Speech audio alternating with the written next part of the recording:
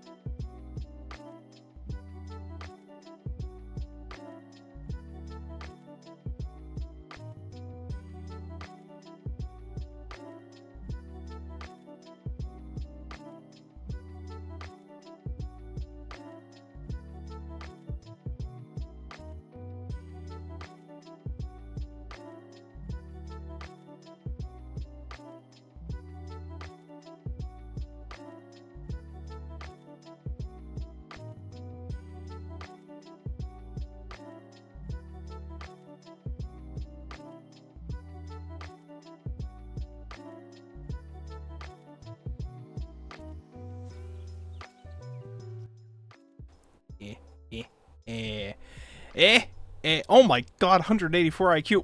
What the fuck? Mine said what? What did mine say? 22?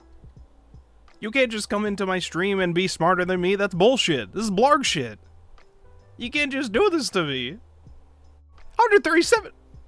I should end stream. I should end stream.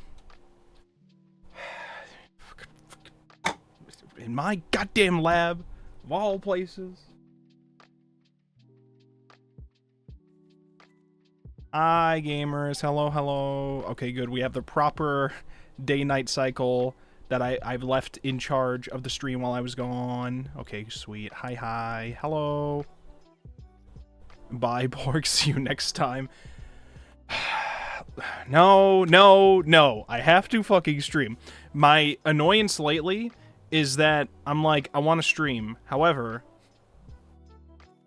I have to do all these other things each of these nights, and or don't have a proper amount of time, I would think, for me to stream a thing that I would want to stream, and so I'm not able to stream. I got back from Anime Central on like Tuesday, and then I was dead tired Tuesday, and then Wednesday I was busy with stuff after like my Japanese lesson, and then Thursday was book club, Friday was game night, and now we're Saturday. I had to wait all this time to be able to talk about Asen. I had to wait all this time, and even with all that time, I still didn't take pictures of the merch until like the hour before I started streaming. I was pretty much ready to stream an hour ago, and then I was like, wait a minute, I should probably actually take pictures of all the merch. And most of that time was me trying to organize and make the art look nice, which I don't even think it looks nice with the photos too, but it works for you to see it. I need a better setup to be able to take pictures of things here without the lighting making things dog shit in weird ways. Listen, we'll figure it out eventually. Hello, gamers. Hi, hi, hi. How's it going, everybody? We have Cronus with the first redeem and the login, and subscribing for 11 months. Thank you so much, Cronus. Holy fucking shit. Almost a whole year as a... I don't remember if we actually came up with a name for you guys, but you guys are blue crabs, so you're almost a whole year of being a blue crab. Wow. Congratulations. And thank you so much. I appreciate it. And then we got Obobo. Obobo's here. Fuck, Cronus beat me to it for the first redeem. Oh, damn. Happens. Happens. Welcome, Obobo. With the 10 times login, I always forego to log in. I probably would as well on my own stream, if I'm being honest, but I don't have to. So I'm good. I just exist here. So I don't even have to press the funny buttons every time. But I did, however, think to myself, I should check my IQ, and it's a fucking 22 today. We're 22 IQ. It's over for us, boys. And then Cronus gifting a sub to Opobo. Jesus Christ, Cronus, thank you so much. I appreciate it. And now Opobo doesn't have to deal with ads. Neither of you have to deal with ads, even though that was why we were on the starting soon screen waiting, was because I had to wait out the ads. That's usually why I do it. And then I just ignore it every other time. Opobo having that 184 IQ. You guys you can't show up and just beat me with the IQ. You can't do that. Thrice! How's it going, Thrice? Hello, hello. I missed everybody.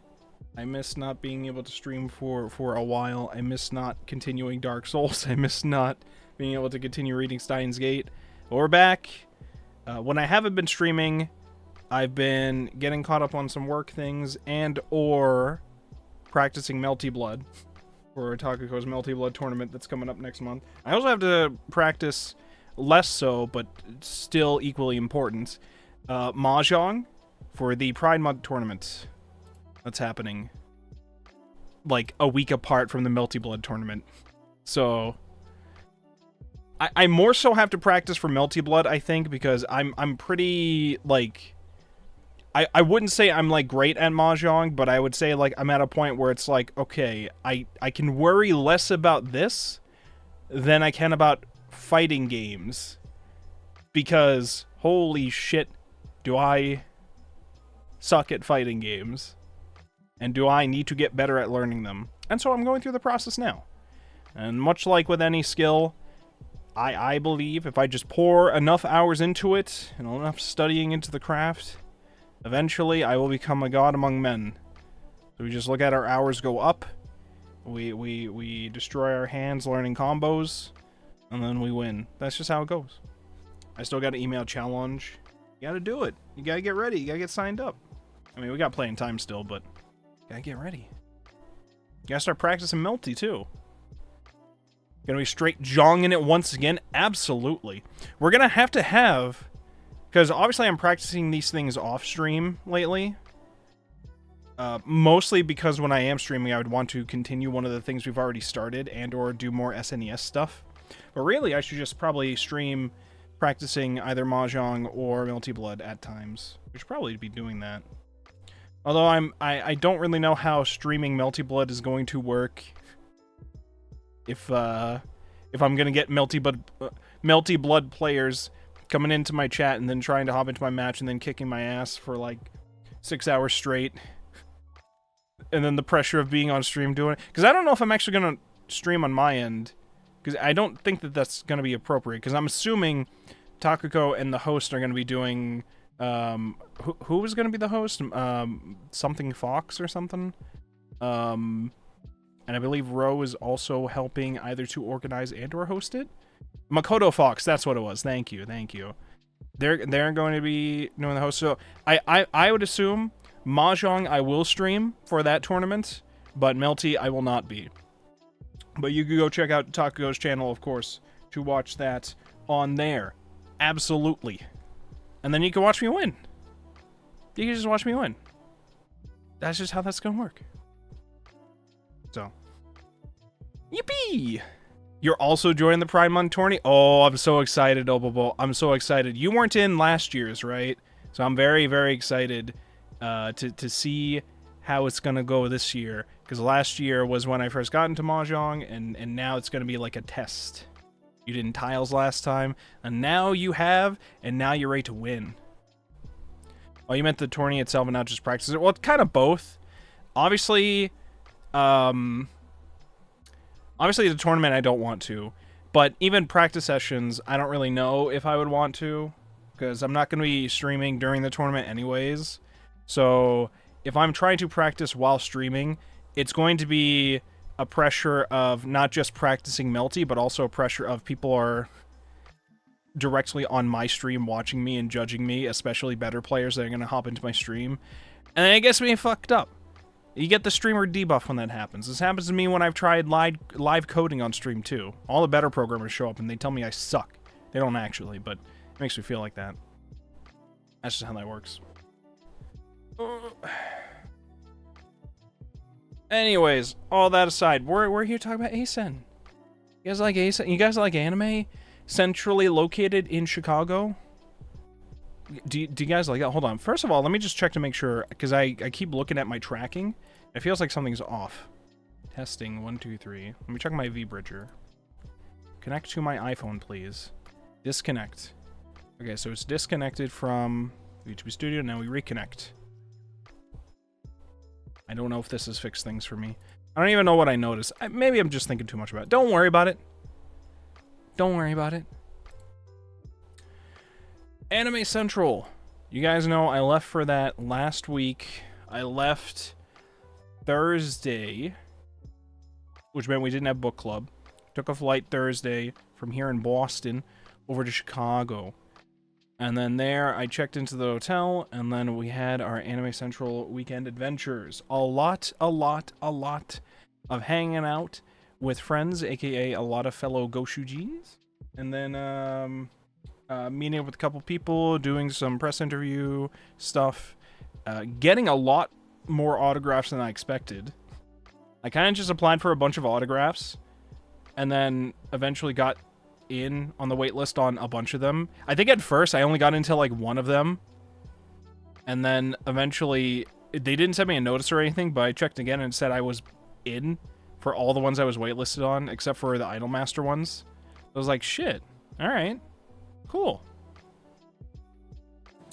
We'll talk about this step by step here. All right, how do I want to do this? I do have many a picture here, many a photograph that we can show on stream as well.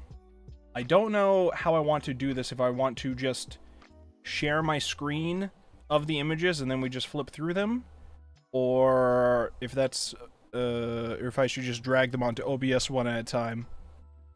Dragging them onto OBS one at a time is kind of a pain because then I have to delete them all manually and all that bullshit, so maybe I'll just set up a screen here that I am comfortable screen sharing. Give me a second here.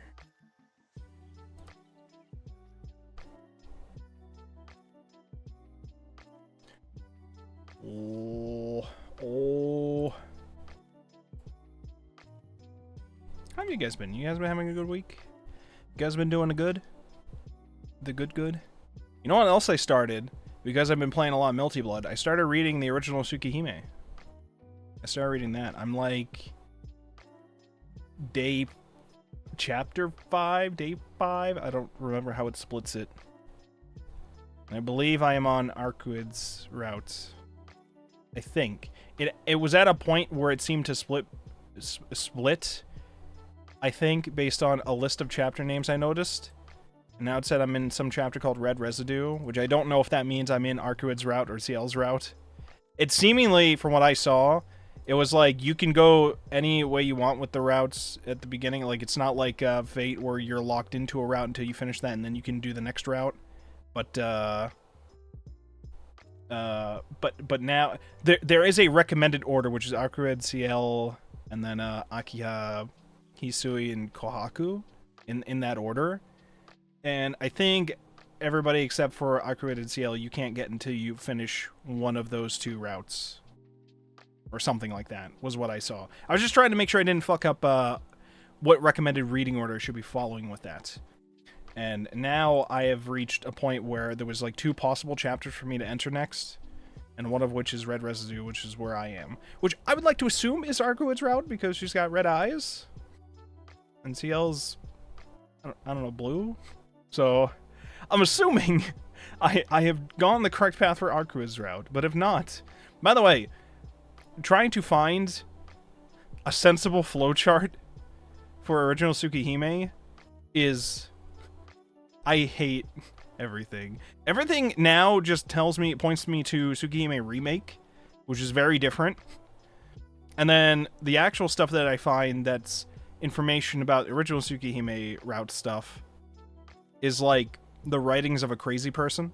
Can I show you real quick the quote-unquote flowchart I found for original Tsukihime real quick?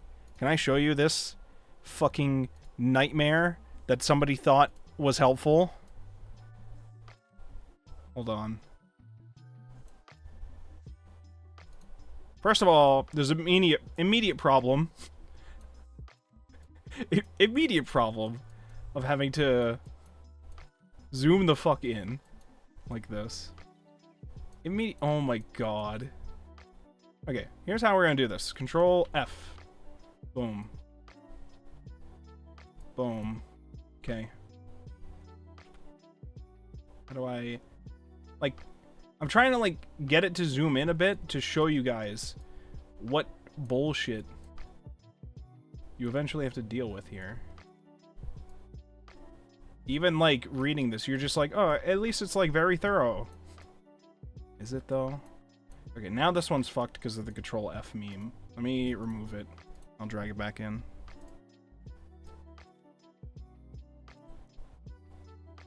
Okay, we're gonna shrink it a bit. Building many droids in Fortnite this weekend. Oh, I have to, I'm seeing the new Star Wars movie, The Mandalorian Grogu stuff, on Tuesday? Which means I gotta catch up on the 2 seasons I'm behind on The Mandalorian to have some semblance of an idea of what's happening. I'm gonna be honest with you, I think I did not hate the first season of The Mandalorian, but I was also of the mind of, like, I don't really know how much I care about a lot of the, all the side Star Wars stuff. I don't know, maybe that's just me. Anyways, real quick. Just real quick. You saw it last night, was it good? Did you like it? Look at this shit. When you finally do zoom into it, it's just... Main menu, new game. Does that say 20? It says 20. What? Ignore the wound. 21. 23. Like, what? Are we...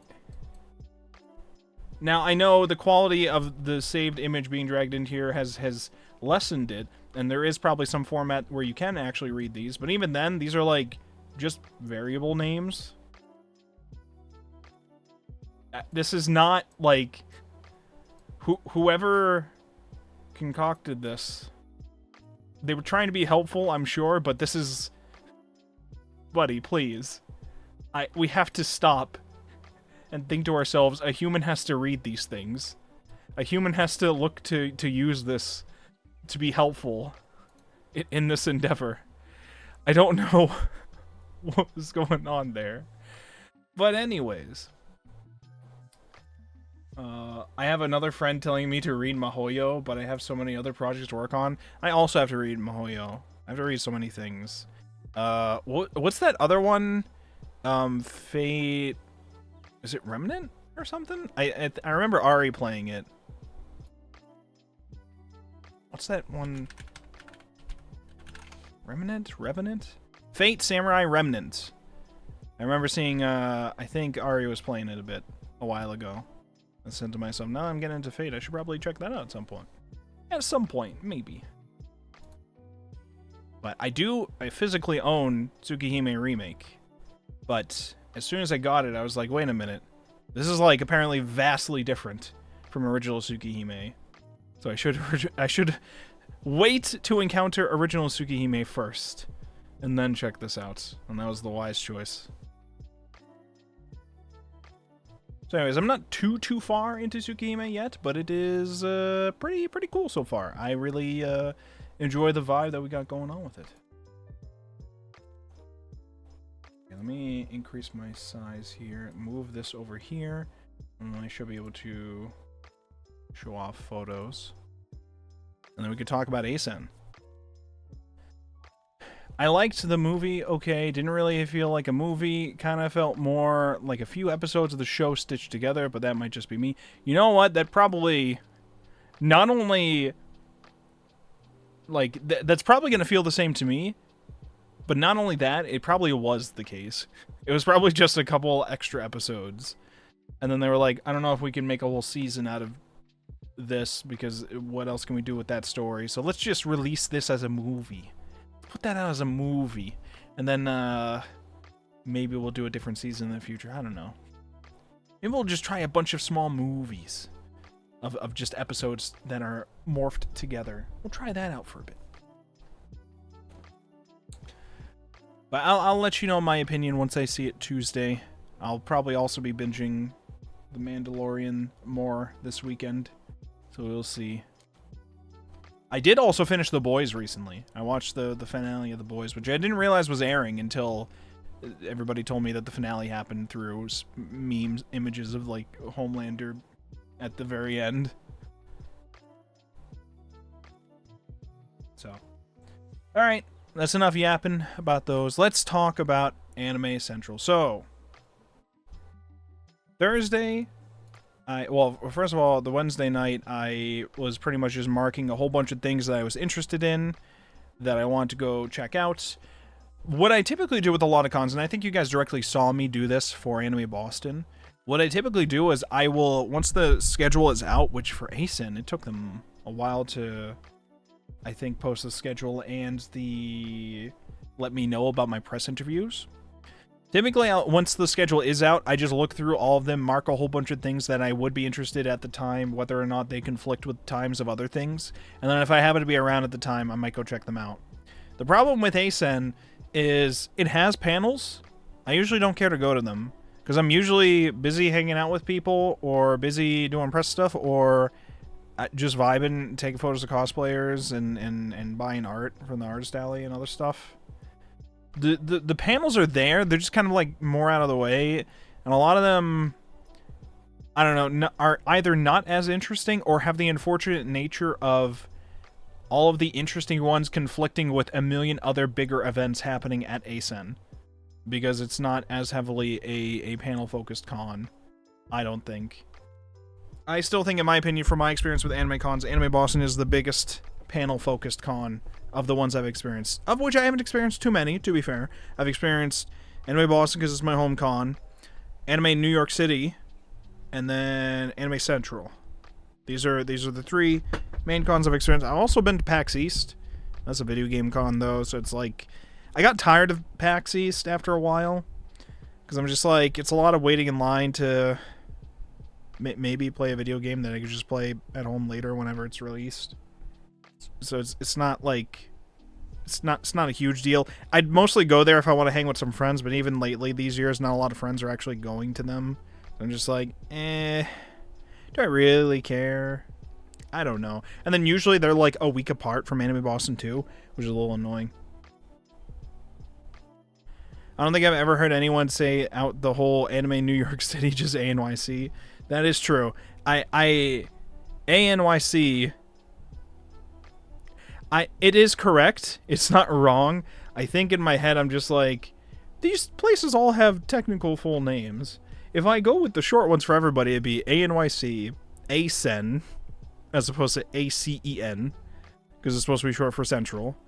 But then Anime Boston would be AB, which, AB makes sense when you're typing it, not saying it out. There's like, each con has a different way that it's typically said, I guess. But yes, Anime NYC, or ANYC, or ABOST. This sounds like a shortened light novel name. So I marked a whole bunch of things I was interested in. I think if I go to check my guidebook now, because what typically I'll do is when I start missing events that I didn't get to go to, I like having the guidebook app still be like a record of the things I went to like remind myself later at times like this, so I can go onto the app like I am right now to see what I did. So, okay. What we got here for things that I can see on my phone that I actually ended up going to? Well, first of all, I showed up on Thursday. Thursday the con hadn't started yet. The flight there didn't take that long. I flew through United Airlines, and from here to Chicago, it's like a 2-hour flight. So it's not bad at all. We didn't really have any issues getting to Boston. There was issues getting, or there wasn't any issues getting to Chicago from Boston, but there was issues getting back home later. But we'll get to that once we get to that part of the trip. And we get over to Chicago. I unpack all my shit in the hotel, which, by the way, the hotel, every time I go to the hotel, it's a whole fight with my bank at times. Not because I don't have the money, but because they have like a daily limit on how much my debit card can be charged for things. And the hotel for ASIN almost always goes just a little bit over that daily amount, which they don't mind raising that daily amount as long as I call them and tell them. So that was the thing that I just had to annoyingly wait to do. And then also, there was the issue of the bank just suddenly notices I'm in a new state and is like, what the fuck? We gotta block this transaction. So I had to be like, hey, so while I'm on this call, can you, like, understand that I'll be here until Monday so you don't keep blocking me? They're like, yeah, sure, no problem. But it's just an annoying process because you have to wait forever being put on hold for the bank to pick up and for somebody to just press a couple buttons and say, all right, you're good. That's it. That's all I have to do. It's just annoying to wait on hold. But anyways, finally get it let in. Finally drop off all my shit. Shout out to that gent who picked me up from the airport and gave a number of rides to, I don't think just me, I think also a number of other Goshujins as well. Gent was a real one.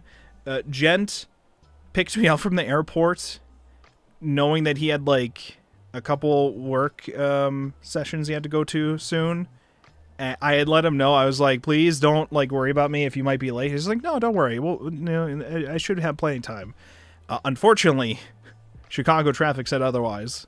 And so he did end up being slightly late, or very late. I forget what he said later on, or for the work things. But I think he just said that meant his coworker just had to deal with a lot more bullshit or something like that. I forget.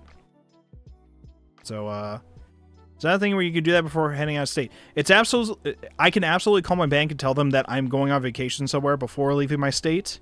The daily limit is a thing that I have to do when I have the charge get declined, usually. But the other thing with that one, though, is I have two cards. I have a debit card, but I also have an actual credit card, which I had get, like, increased. I had them increase the amount that it does, so that in the future, when I have to check into the hotel, all I have to do is give them that card, and I know it'll be all good, because it's got the limit. Unfortunately, dumbass that I am, okay, if I am using it throughout the month, it will eventually not be able to reach that limit in the one transaction. And now, I've got plenty of money to be able to deal with all of this throughout my accounts. However, the problem was that for my debit card, you can easily just transfer money from your account, because the debit card is just directly linked to your checking account. So if you could just move money from your savings into your checking account, you're all good. The credit card's not as easy. If you need to pay off the balance, they can't just do that instantly, despite you having plenty of the money to do it. It takes several business days for it to fully process the payment for that and clear up space to be able to use the card more, which is very annoying.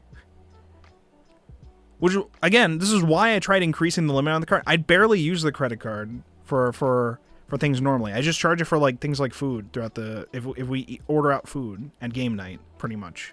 I just use it for that to try to boost up my credit throughout the month. But I tried increasing the limit so that whenever I eventually do try to check into a hotel or whatever, I can just put all that in the card and there's no big deal. Which worked for Anime Boston, no problem. Didn't work here because I had forgotten to clear out whatever was already used up on the card in the days before going to Anime Central. So that's on me, I guess, for not anticipating that. But again, all of that gets solved by just calling my bank and saying, hey, can you increase the daily limit on my debit card? They're like, yeah, sure. I'm like, yippee. And then we're all good. Although it did give me more concerns throughout the weekend, because I'm like, okay, I can only use so much on the actual credit card itself, because it will take several business days, and we're in a weekend. So none of that's going to make progress on the payment until I'm back home. But I can still use it. I just can't, you know, up to a certain point I can use it. This was only really a concern when I went to buy art towards the end of the week. Because I'm like, alright, I'll use whatever's left on the credit card thing, and then the payment will process and clear all that up later. But then my debit card, if I'm still buying art, I have to hope it's not a lot to the point where my daily limit gets reached again. Otherwise, I have to call the bank and wait forever again, and then I get to take an Uber home. if I did end up spending that much on art, which I didn't. So, you know, there was no issue there in the end, but it was a concern I had in my head with all that. Oh, if you were staying at the Staybridge. So I wasn't staying at the Staybridge. I stayed at the Lowe's Hotel? Lowe's Chicago O'Hare Hotel, which is also across the street from the convention center. It's just a little further down the street. But I did, the party suite I put at the Staybridge, because that's the one where we got the penthouse suite thing that's like the 2 floors. There's a nice big room for the party. So that one was at the Staybridge, but I was at the Lowe's, because I was like, I want one that's like closer. Everybody, a whole bunch of other Goshujins were at the was it the Embassy, which is like directly across the street and even has a tunnel that connects to the con. They're like just, and that was like, if you walk around in there, which I didn't walk around in there at all last year because I didn't really go to anybody else's hotel except for the Staybridge last year. Walking around there was like, everybody there was there for ASEN, and everybody's like rooms had like open doors and a whole bunch of anime shit inside that you could see. Like everybody at the Embassy was ready to go for ASEN. Everybody. Sure, how's it going, Macaroni King? How you doing, buddy? I saw Macaroni King at Anime Central. I almost said Anime Boston. Anime Central, along with Opobo, actually. So, yeah.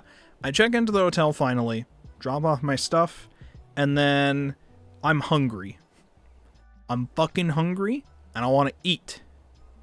And we go to, I messaged the group chat, and a bunch of us wanted to go eat at Slice, which was a restaurant that was in the Embassy Hotel. Embassy? Is it Embassy or Embassy? I think it's Embassy.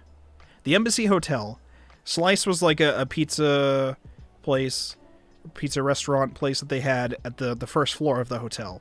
So I went over to them to hang out with them. I think it was like Nano, Finchy, Roe, and I feel like there was somebody else. Oh no, there was probably somebody else. Was Gent there? I don't think Gent was there. Oh, Lop. It was Lop. Lop was there. I'm pretty sure Lop was there. Pretty sure. Like 99.99% sure. But yeah, we hung out. I got to check out their room for a bit because a bunch of them were rooming together. I got to try a couple snacks that they had in there too. I think they went to Mitsuya at some point before, so they just had a bunch of Japanese snacks in the room. I tried some like shrimp flavored cracker thing that was in there. That was pretty good actually. I think like all of the snacks I tried this weekend for the first time, the Japanese snacks I've tried, were like all good except for I don't actually fuck with Daifuku Mochi. The texture is too weird for me. It's like weird, fuzzy. Well, I didn't vibe with it. I didn't vibe with that. But everything else I tried was pretty good. We went to Slice. We had some variation of meatball pizzas that were selling there. By the way, I think it was Slice and like a couple other vendors that were at Anime Central. There was a problem they had this year of AI art/advertisements around the con.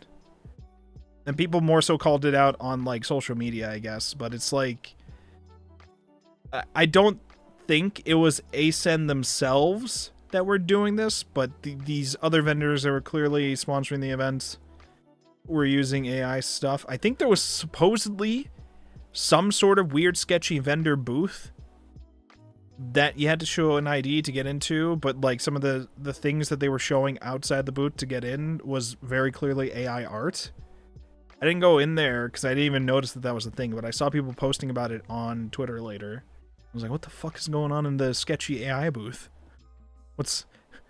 You gotta show your ID to enter in the secret area of the AI booth. What are they gonna do in there? What's gonna happen in there? I never saw any of it. Some of it was more so in like, there was like bus stops or whatever where like there's ads for other anime events and or Slice. Slice was absolutely using AI stuff in their ads related to the event. It was either Slice or another food vendor that was associated with the embassy.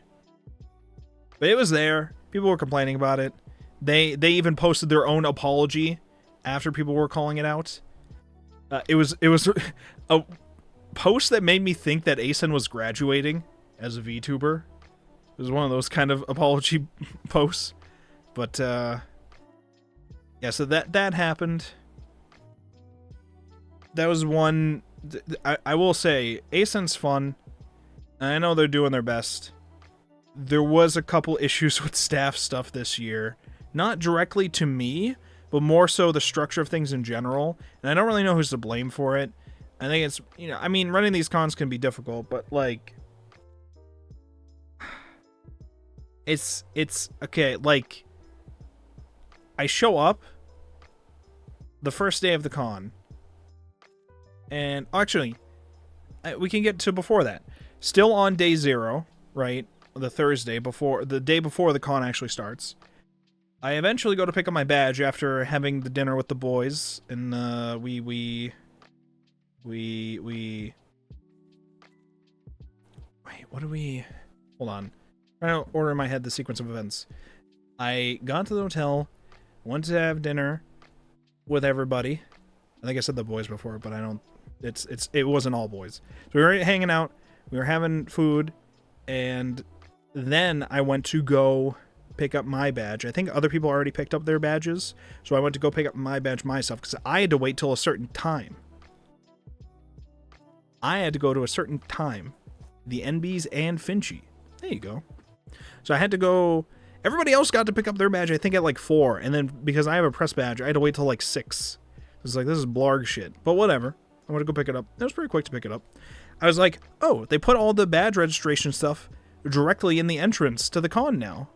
Like, once you enter that front door, all it is a bunch of booths for badge registration. That's pretty neat. That's pretty quick. This is going to make this quick. Oh, what a fool was I.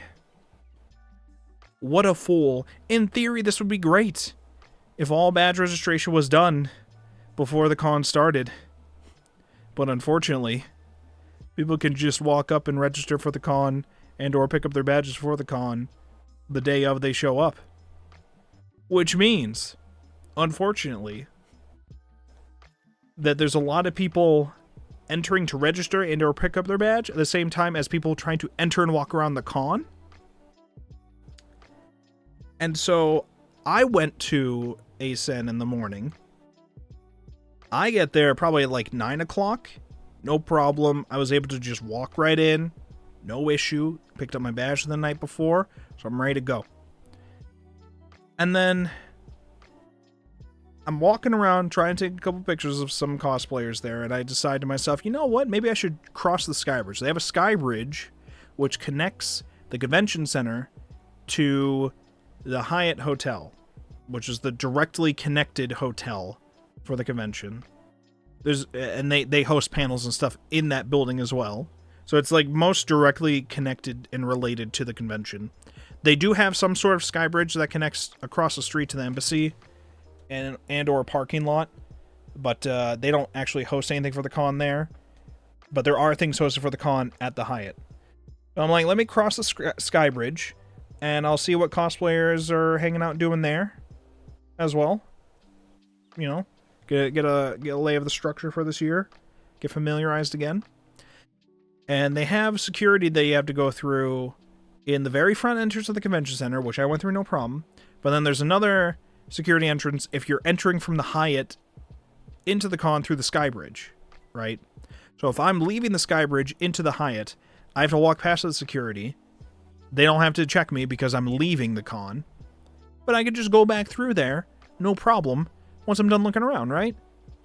Oh, what a fool you are. I walk around, I hang around, and I say to myself, all right, not too much going on. I'm just going to walk back now. And there's a number of people there sitting to the sides in that hall, and I'm thinking to myself, why are they all sitting to the sides?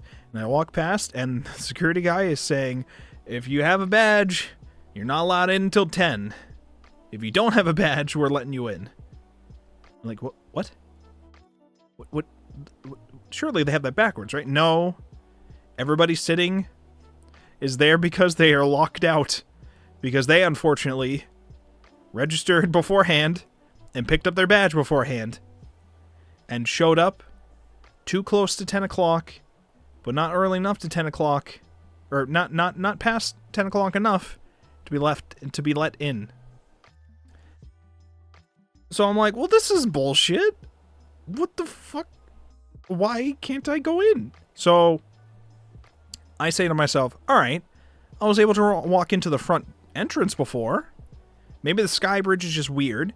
If I just walk back into the Hyatt, leave the front entrance of the Hyatt, go around to the front entrance of the actual con through the actual streets, then great. I'll just be able to walk back in again.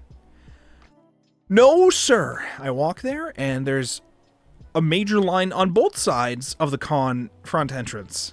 Huge lines. I tried waiting in one of them at first, and I'm like, we're just waiting until 10 o'clock, and it's going to be a very slow process for everybody to be let in through security. And it's like past 10 o'clock now, nobody's being let in. This is very annoying. I was already in the con before. I'm raging at this. I'm like, this is bullshit. Why would they decide to do this? The answer is, again, because badge registration is in the front of the con entrance now. Which is a problem. Because now they're like, okay, to organize this better, we'll only let in people who don't have badges. Everybody who has a badge can wait in these long as fuck lines. And then we'll deal with them at 10 o'clock. Maybe.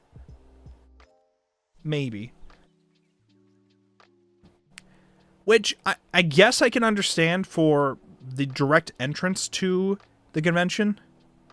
But why the sky bridge? It's not going to take you to the front. Or not in the front in a way that will collide with everybody. Why is that an issue over there? But eventually I say to myself, wait a minute. There are long as fuck lines out here. There will not be a long line at the sky bridge. So I walk all the way back to the sky bridge again. And by this time it's like around 10 o'clock, so they let us in on the sky bridge. But it was a lot of walking that I didn't have to do when I was already in the con. I just didn't think that that could ever be a thing. I didn't think I could be locked out of it afterwards. Why? Why did that happen? Why? So that was one thing. I just want to say, okay, I understand why they did it for organizational reasons, because they moved the stuff to the front of the con, but what the fuck was the point of people pre-registering their badge and picking it up early if you're just getting locked out of the con until a later time anyways? Things start at 10. Panels start at 10. Like, if you're waiting outside still to be let into the con, what the fuck? But, anyways. Eventually I got in. And,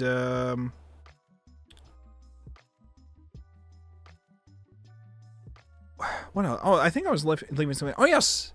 Hanging out with the Goshujins the night before. Oh, yeah, wait, I have a couple photos for Day Zero, actually. I don't have photos of the Goshujins, but you know what I do have? From Slice? Let me find... Oh yeah, I need to actually show my screen here, probably. How many glizzies did you gulp? We'll talk about the glizzies later, okay? We'll talk about the glizzies later. Welcome, Aztec. Well, where's the show my screen button? Do I have a show my screen button on this scene? I have one that's labeled desktop. Does it work? It does. Okay, cool. Wonderful.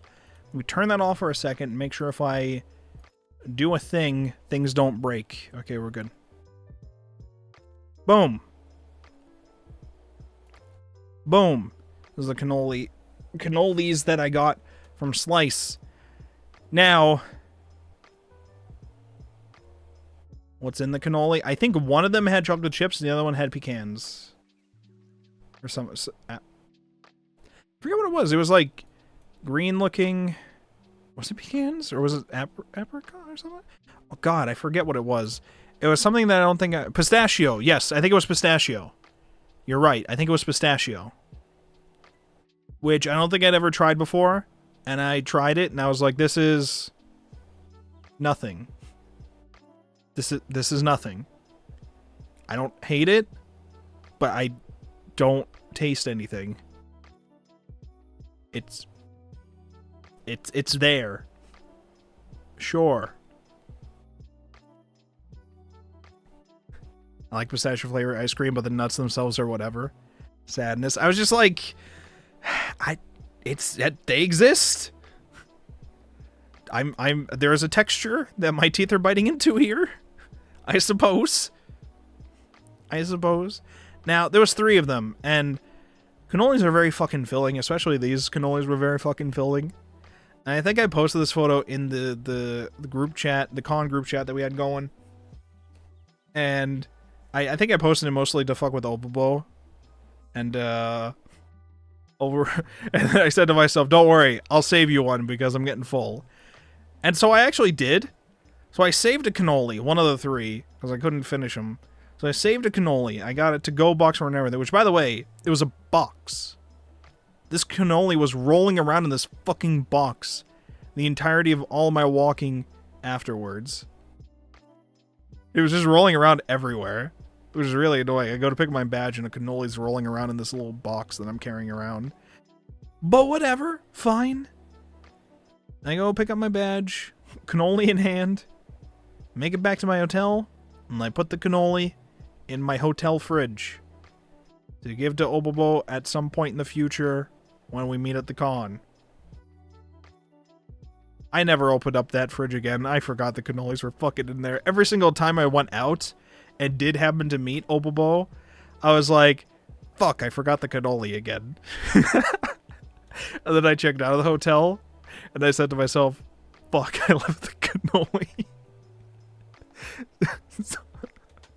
So that cannoli was just in the fridge the whole weekend. I just completely forgot about the cannoli. Cannolis don't strike me as a later food. Well, it's just a dessert. It's just a dessert thing. It's just like cold fillings and then like chocolate chips. Treat for the cleaning lady. True. I think I left those and then a bag of sour cream and onion lays that were left over from the party. Oh, by the way, this is the hotel room. This is what it looked like. It was pretty much the same exact room. I don't think it was the same room number, but it was pretty much the same exact place and room that I got last year. So it was all everything that was pretty. That bed looks so short. I think it looks like that because of the perspective of the camera shot. It's a king size bed. It is very, very, like, I'm a tall boy. This fucker, I was like, maybe here, my legs. It's a pretty fucking big bed. In practice, I guess. Maybe looking at this, the room is just big. The room is very sizable. And then you get a long ass desk here with the TV. But yeah, it was a big king size bed. Well, there was a bathroom. I didn't take a photo of the bathroom, but I think there's photos of me, and you could probably see part of the bathroom behind it. But I only have the 2 photos here that were from day 0 in this folder. So we're gonna move on to the next folder for this bit. You're gonna see Ricci City whenever we're not looking at this, I guess. Okay, I took a lot of. Oh wait, here you go. You got a photo of me. Hey, by the way, you don't want to actually see what I look like because VTuber memes. Look away. You're gonna see a couple of what I look like. Hi. I was walking around in the Subaru drip. I think most of the time except at the party. I think I took off the jacket at the party. And when we went to like restaurants and stuff. But I did chill around in the Subaru drip again. Did you go to medieval times? I did not. Is there medieval times there? I didn't know that. Movie ahead, I want to judge your games list. It's a lot of games, most of which I haven't played. Don't judge my games list. So, okay, this is where we get into a lot of like cosplayers, but I guess we don't have to talk about all the cosplayers yet. I'm like jumping around everywhere. At the party, not the party. At the Slice, when we had Slice, was where I met Ro for the first time. A number of the Goshujins that we met up with, I'd already seen last year. I met Finchy before, I met Nano before, I met Lot before. I had not met Ro in person because Ro is from Brazil. But the stars aligned this year and Ro was able to come to America to come hang with us at Anime Central. Ro, many of us know, is known for his trademark red protagonist energy. And seems to attract many side quests into his life. And this is not an act or whatever, this is just how he is. He showed up at the hotel lobby in like bright ass red jacket, which looked really cool. He's got the red drip going on. You knew on site that this is Ro if you knew Ro online at all. Ro was pretty cool to chill with. Ro, it was great that Ro got to come. It was great that we got to hang out with Ro. And I got to talk with Ro. And Ro helped out with some of the shopping. Ro went with me and Gent on the shopping trip for the supplies for the party. So that was a huge help. Next year, there's a pizza place nearby I'm looking at going. That's some great dessert pizzas, apparently. Dessert pizzas? Oh, that does sound interesting. What the heck? What did they do that they got sent to Brazil? I think Ro has said several times during the weekend, Ro's just like, I need to get the fuck out of Brazil as soon as I can. I think Ro said that like several times throughout the weekend. I think Ro is just like, do not come to Brazil. Don't do it. Okay. Hold on. There was a couple other... Oh, yeah, wait. day 0, I did also meet up with and hang with Leafy Hamstar. So we hung out. And we went to Portillo's. Now, Portillo's is like a bunch of us later on went to Portillo's again. But Portillo's is a very, very nice place that I don't know if it's just in Chicago, but I don't think that there's a Portillo's in this area. Like a fast food, retro themed chain, makes burgers, burger joint or whatever. It's very nice. I liked it. Getting there was a fucking nightmare. It was nice to meet Leafy and talk with Leafy and hang out. We go to leave where we're at. And my main issue with Chicago is Uber's in Chicago. Chicago does this little trick. Welcome, Fuse. Welcome. Chicago does this little trick of trying to tell you that things are somewhat close to each other. But that's a lie. They're not. Because by the time you actually get a ride to these places, it's just annoying traffic. Or like the roads that seem pretty straightforward to the place take forever for you to get there still somehow. There's a few hotels in Wisconsin, Minnesota as well. Oh, okay. So, my problem there is not just that. Nobody drives to Chicago. There's too much traffic. It really did seem like it. But, like, when I go to request an Uber in Chicago, they loved just not accepting the trip. They fucking were allergic to accepting my trips. And then when someone did, it took them forever to get here, on top of having to wait forever for them to accept the trip. They just hated taking any of my Uber trips. I don't know what it is. So we're waiting for a while. And I think, like, we get a driver that's going to pick us up in 9 minutes. And I think, like, we wait 7 minutes and they cancel. So we're waiting for the next driver. And then we get a driver named Diego assigned to us. And Diego's going to be our hero. Diego's going to pick us up and take us to Portillo's before Portillo's closes. And we get to hang out and enjoy food. Because we're both fucking starving. Again. Because I had ate at Slice and then I got hungry later. I was like, let me get some more fucking food. So, eventually, Diego's getting close. And all Diego has to do is make a right turn and then pick us up at the hotel. And then we could go to Portillo's. That's all we have to do. And Diego misses the right turn. That would take him directly in front of our hotel. And Diego goes. Keeps going forward. And the GPS is now saying Diego has to loop around, but can still get to us. Okay, fine. Diego, you added like 2 more minutes to the trip, but that's fine. You can correct it. Diego misses that turn. Diego keeps going. Okay, Diego, you've added like 10 more minutes onto this trip for no reason, but the GPS has given you a method of saving this. But then Diego comes in clutch for a moment. Diego says, you know what? What if instead of trying to go for one of these right turns, I do a funny left turn? There's a smaller loop that I could do that will turn me around. We'll go back down, and then I'll be able to pick them up. And for a moment, we're just like, Diego's a genius. Diego's got us. Diego's a legend. He's gaming. He's gaming. All he's got to do now, he's made the left turn. He sees the smaller loop he's got to do to turn around. All he's got to do is turn left and do that. He turns right. And then it's trying to tell him many ways to just turn back around and fix things. And he keeps not doing it. And then he just eventually rage quits and cancels the ride. We witnessed a man fuck up a turn so easily 5 times in a row and then rage quit.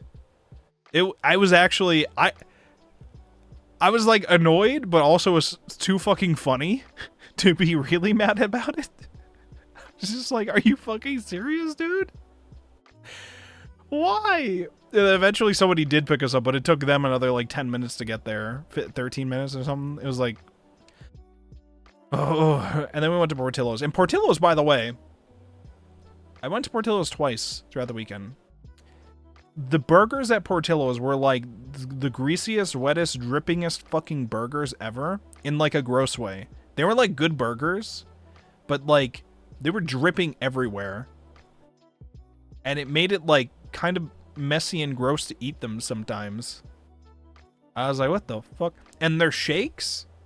I think I liked their shakes, but the problem is their shakes you can't actually drink their shakes with like a straw. They're like too thick for that. They're too thick to work with that. So then you have to go through a long process of trying to eat the shake with like a spoon. So it became a whole thing anytime I tried to get a shake there. Like I said, the food is actually good, but just a couple things like that. I didn't really mind like how they all tasted or whatever. I thought that they were good. And I did have some chicken tenders there too, which were good. Anyways, I think that was pretty much everything day 0. Oh, I did also ask because at this time I had requested 3 press interviews. One for the Idolmaster group, one for J. Michael Tatum, who's an English voice actor. Does voices like Okabe Rintaro from Steins Gate and Kyoya from Orin Host Club. And Ingenium from My Hero Academia. I forget what the guy's name. The guy with the like who runs fast like an engine or whatever. That guy. Ingenium, something like that. I think that's probably the role he's most famous for right now or something. Most popular, something like that. And then I also requested an interview with a Grisaia artist whose name was Yumi, aka U3, which was how they were telling people their name is stylized or whatever. The Idolmaster one got declined early on for time constraints, which makes sense because when I applied for that, I had assumed that it was only going to be like the original 3 in the group or something. And they emailed everybody the next day after people submitted and said, hey, if you applied for this is like all 6 of the girls going. The 3 from the original Idolmaster group and the 3 from Cinderella Girls. This is all 6 of them. None of them speak English, as far as I'm aware. They all need an interpreter. And this would be like multiple outlets asking them questions, of which I'm assuming all of them are going to answer. Each of them. So I'm like, what did we expect would happen here? What did we expect to happen here? I actually don't know if anybody got to interview them in the end. I know I didn't, but I was just like, maybe it's just because we're smaller. Maybe one of the bigger outlets did. I don't know if any of them did. If you look around, the Idolmaster fans have probably found any interview articles that have been posted about them so far. I'm not sure. But I was just like, that's fine. I did still binge the first Idolmaster show. I did watch that. I didn't watch Cinderella Girls yet. I had meant to before the con started, and then I was like, I already got declined for the thing, so I guess it's not too much of a rush. But then I also meant to try to read more of Grisaia before it started. I tried reading a bit of Grisaia in the airport, and then I was like, okay, the flight's boarding. Do I really feel like reading from my Steam Deck for an entire flight? No, not really. I just put that away. Yeah, so my Idolmaster group interview got canceled, and I knew the Yumi U3 one was all set to go, but I hadn't heard anything about the J. Michael Tatum one. So when I went to pick up my badge on Thursday, I also went to the press people and I said, hey, so I didn't hear back about J. Michael Tatum yet. What's going on with that? And the nice lady there goes, yeah, I haven't heard back from what's going on with a number of the things either yet.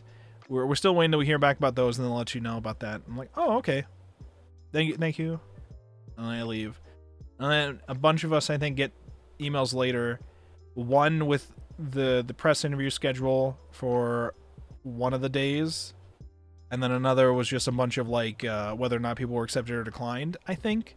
And mine just said I was declined for J. Michael Tatum for time constraints, which at some point I'm just like, it took so long for me to hear back about that. Did they, like, know that, like, when you got to do the press interview request things, I think it just listed, if you selected the category, it said English voice actor guests or something, NA guests. It just listed pretty much everybody that shows up.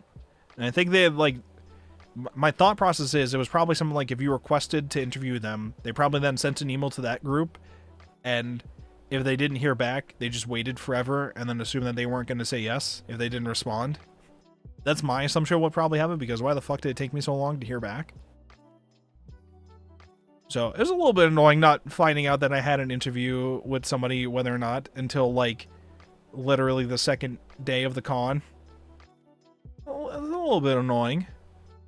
But whatever. This is fine. English voice actors, from my experience, a lot of them you could just send an email to, and many times they will just be down to do one, like on a Zoom call or something. We have a number of English voice actor interviews on the website that I think were just done exactly like that. We didn't have to go to a con for them. Because they're pretty approachable, usually. If you just reach out to them, maybe let them know your numbers. They'll, like, get back to you if they're available. And a lot of them are down for it. So I try not to do that too much just because of that. I try to focus more on the Japanese guests. But, you know, I was like, let me just try English guests on one of these of us here too. See if we can yap about stuff. And it didn't work out, but it happens. So, alright. Day 1 of the con is where we have some photos like this. I already went through the whole shenanigans about not being allowed in if you had a badge until past 10 o'clock. For whatever reason. It was a whole headache. But eventually got let in. Eventually got to take photos of people. I think this photo here was before I got kicked out. Or not kicked out. Locked myself out by accident. So immediately we see a Stagel. I was like, Stagel. There was early on, I think it's one of the earlier photos here, because a couple of them I took from a phone. This was when I went to the autograph with Yumi. Now, you can see here, first of all, the lady who said they were allowing photographs, but they wouldn't do my camera, because she's like, I'm not, just give me your phone. I'm not dealing with an actual camera. I'm like, okay, that's fair. Her eyes closed, but that's whatever. My fuck up was, I had asked Mello. Oh, Mello was also at the dinner, I think. Was Mello at the dinner? I did meet up with Mello at some point. I just don't remember if Mello was at Slice with us. But I know I met up with Mello at the IMAS meetup here, I think, on the first day. But anyways, I had asked people in chat if anybody had any spare shikishis. And Mello came in clutch and brought me like 2 shikishis that I could use for autographs, because a lot of them I did not have something that I could personally have signed. I'm a fool, and I should have checked beforehand for this one. Enhance. She had all these illustration flyers that she made herself to give away, with very clearly markers to sign them and make them look nice on this. I had her sign a shikishi. You could barely see the fucking thing because of the marker. And it's just on the shikishi. Which she did look at the pattern on the shikishi and thought it was cute. But I was like, fuck, I didn't realize they had that. And I think I didn't really realize that. It didn't click in my head until, because I didn't even look at the photo yet. But I didn't even realize they had these yet until I think Gent also got a signature from them. It was either Gent or Finchy or somebody else also got a signature from this artist, and they got it on the flyer, or I got the flyer as well. I was like, fuck, god damn. So that's on me for fucking that up. But I did get to talk with her later on. We had a very nice chat, and it was just me and her. I didn't have to, it wasn't like bouncing between other outlets. We got to talk about her art process, and we got to talk a lot about her interest in other visual novels in general. So it was a very fun conversation. It was very nice. And the interpreter for that was the one that interpreted my interview with Asami Mai last year, who I think we follow each other on Twitter now. Very, very nice. She's very good at her job. But yeah, so this was meeting with Yumi, the Grisai artist. She mostly does a lot of chibi-style promo art. I did eventually go to the Sekai Project booth in the dealer's room, and they had an acrylic keychain with her art that was done with her art. And this is probably like the only thing I could find that was actually like selling art that she had personally done, I think, because most of her stuff was like she has it herself on her, or it's like posted online. I was like, cool, I at least got something that is of her art, personally. Because a lot of her stuff is like promotional chibi style, like stuff that's posted on the side, like online as ads or something, I think. But others are like little chibi style art style things that appear in some of the later games, I believe. Something to that effect. Also, there was a number of other Subarus that showed up to the convention. And every time we saw each other, we were like, yo, bro, and then we like took a photo together. We became Subaru bros, instantly, on site. Notice the new game.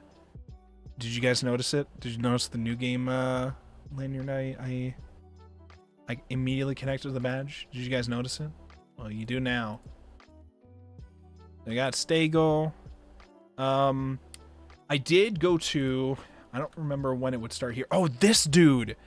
When I was walking to the con, this guy was, like, wheeling this around. And then eventually I met up with him again later. Space Battleship Yamato, I believe. Fucking awesome, dude. Look at this shit. Look at that. Fucking cool. Obviously, we see a Kirito. We ask for a photo. Obviously. I think there's a number of Kiritos I got a photo of, maybe. I guess we'll see. Apothecary Diaries is another big costumed character this year. We get Mao Mao here. There's a lot of them because Natsu Hyuga was also at Anime Central. I had already talked to her at Anime Boston, but she was here as well. So there was an Apothecary Diaries meetup, which I did go to and get photos of. Very nice. And we get an Eggman, of course. Very, very nice. Very nice. This guy, okay, this guy is cool. He was also chill. Immediately after I took this photo, he reached into the ramen cup and gave me a Sakamoto, one of these ribbons. The problem, unfortunately, was I tried to attach it to my badge. It fucked up, and I tried to take it off and put it back on, and then it was permanently fucked. The badge was perma-fucked. If I had tried to keep it on, it would eventually would have fallen off, and any other badges I connect to it also would have fallen off. But the guy was already gone, so I couldn't exactly ask for a new one. I was like, well, shit. Alright, whatever. I did get a couple ribbons later on from the Apothecary Diaries meetup, but I ended up not attaching it to my badge because I thought these are funny and cool, and I might, like, save them for something else in the future. I don't know. You get an awesome Seto Kaiba cosplayer here. Now, as you can see here, I'm down here in the main entrance. You could probably also see in the background of some of these, like, you can see the registration booths that are just directly, will call or whatever, like, directly to the front. And there was more on the other side of it, too. This is all just in the front entrance, which is why eventually they started locking people out. Here is where, if you go up the escalator, and then through this way, behind me is where the sky bridge opens. So this is moments before I locked myself out. I see the cool Kaiba cosplayer, and then this is moments before I just lock myself out. For a while, probably. And then this is me outside in the line waiting to be let back in. And you get the hentai police. You get the hentai police. This guy was, like, very proud. Very, very, very proud. Very good, very good. And eventually I did get let back in. I think before I... Actually, no. I think I wandered around a bit, and then I ended up at the IMAS... photo shoot. So we'll show off a lot of the IMAS stuff. So here we go. Because there's a number of photos here, so we'll flip through them. We won't linger on them for too long because they're big group photographs. I did go through them all already to try to delete a bunch of duplicates and pick the nicer ones. They would typically, at these photo shoots of the group cosplayers, they would say a theme that they want, like certain characters that they want to show up there, and then they do pose, and then they count a couple seconds, and then they do a new pose. And they could do whatever they want, and they swap them out for new people. New groups, new memes. You get Ritsuko here, and I think she was also meant to be Ritsuko, I think? Or maybe just a producer in general? Very nice. Very, very nice. I like Ritsuko.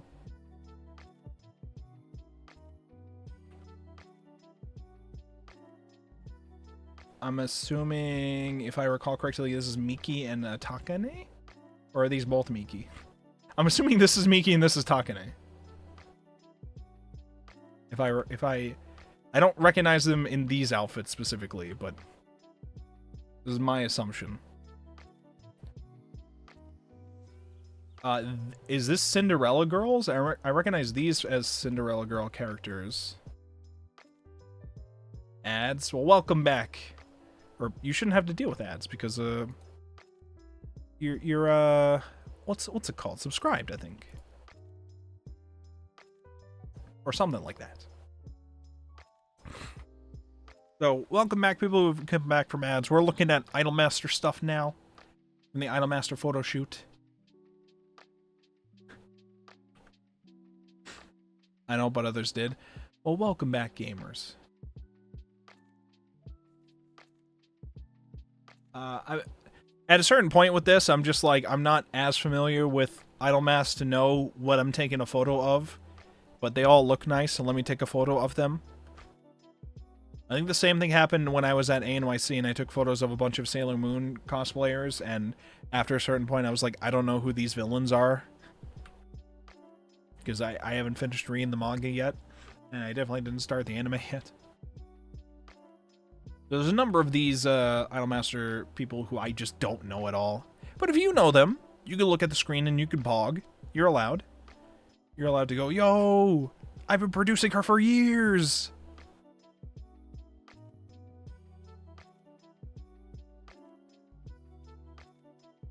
What is this style of cosplay called again? I know I've seen it around. It starts with a K, right? Kigu something? Or Ki something? Starts with a key, right? It's the style of cosplay where, like, they just have a full-on kigurumi, yes. Where they've covered their body in, like, a mask or, like, other stuff to, like, give themselves the full-on anime stylized look. They're very nice, some of them. Very nice. There was one later on I took a photo of that I thought looked really, really well.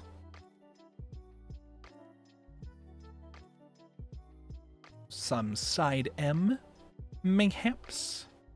Just a little bit.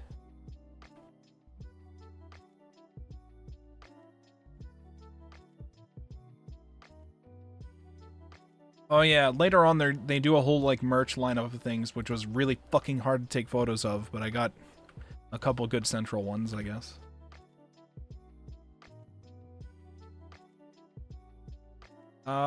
Yeah, a lot of my first day was taking photos here. I did meet up here when I was taking photos with Finchy. I got to hang out with Finchy here. And then I think I also met up with Obobo here. And this was the first time as well where I think I met up with Fuse Hunter and Tofu Toru. I think it was the first time I met both of them in person as well. And then Mellowmute, I think, was also in the area at the time. I think this was where Mellowmute gave me the Shikishis that I then used. I think I went from here to that signing. And I think Finchy went with me to the signing. I think Finchy also was getting a signature from Yumi. Or something like that. I forget.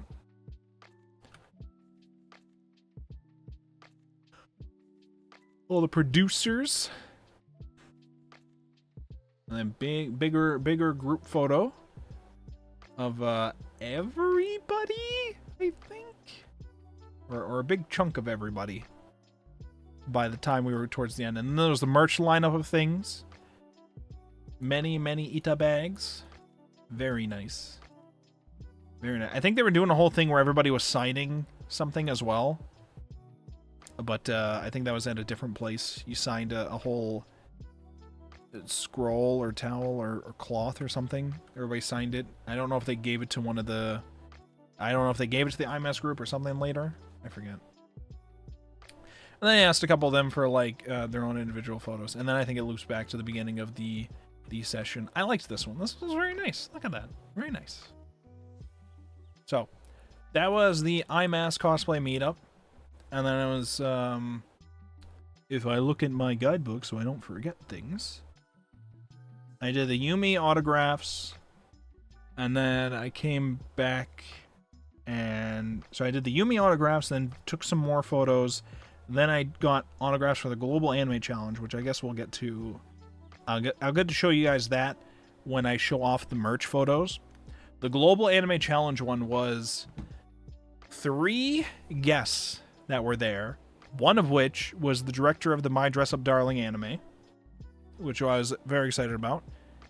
One of which was, I believe, some artist related to the Pokemon series. And then one of them was the director of Goodbye Laura, the anime adaptation of Goodbye Laura, which was premiering here at ASEN as well. So it was a big event that they were promoting. Which I think was... I don't know if all 3 of these people were associated with that event, but I know that they were trying to... it felt like they were trying to use Global Anime Challenge to promote the Goodbye Laura adaptation. That was what it felt like to me. But, my main focus with that... So... I'm used to in the past going to a signing and there's like the one person there. I'm not used to these signings where you go there and there's like multiple people there. I'm like, okay, it's great that you got these people here.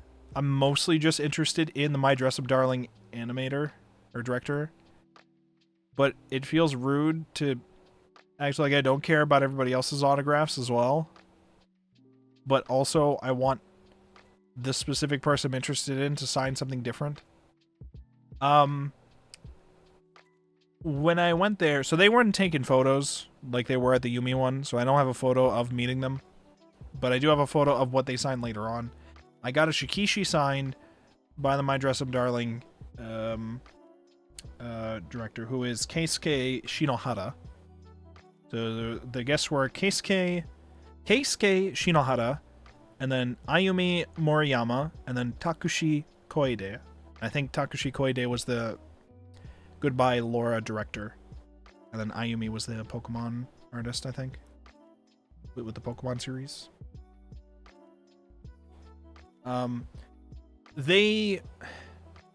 My problem is, I like My Dress Up Darling. But I also don't own any physical media of My Dress Up Darling, somehow. And I didn't give myself enough time that day to try to find something in the dealer's hall that they could sign.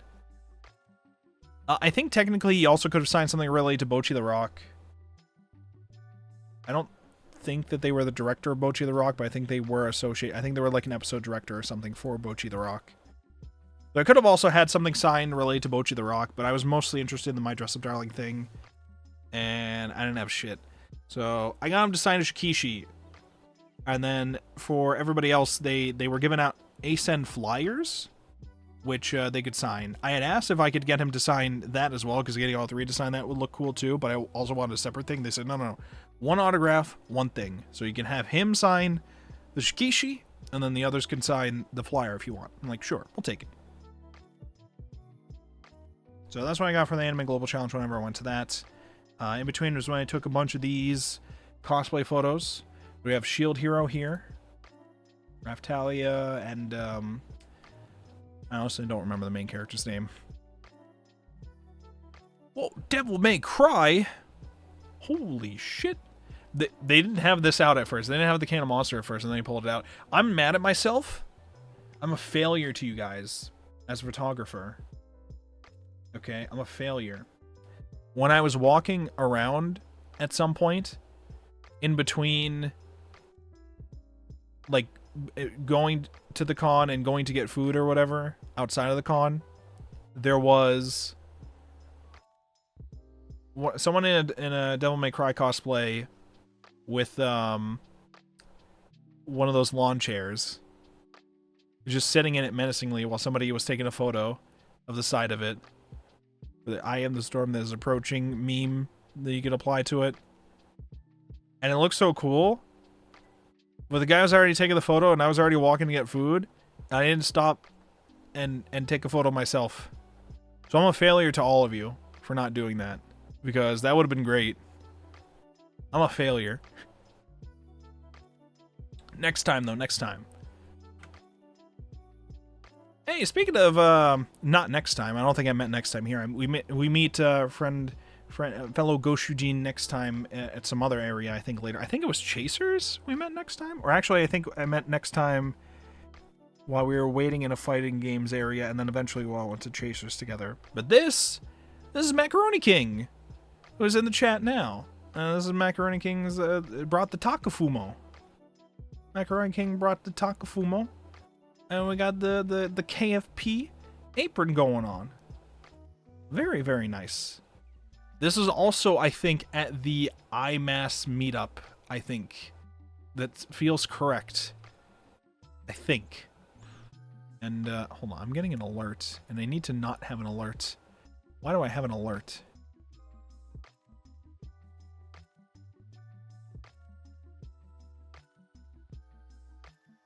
Somebody just sent me an at and says, let me beat you up in Type Lumina. This is not a person. I don't think I know this person. But there's just then another person asking me to let me beat them in Type Lumina. I'm not even playing Type Lumina right now. Why'd they tag me? maybe they see one of those like activities of people recently doing. Yeah, probably. It's probably something like that. Maybe I'll beat them in Type Lumina later on. Maybe.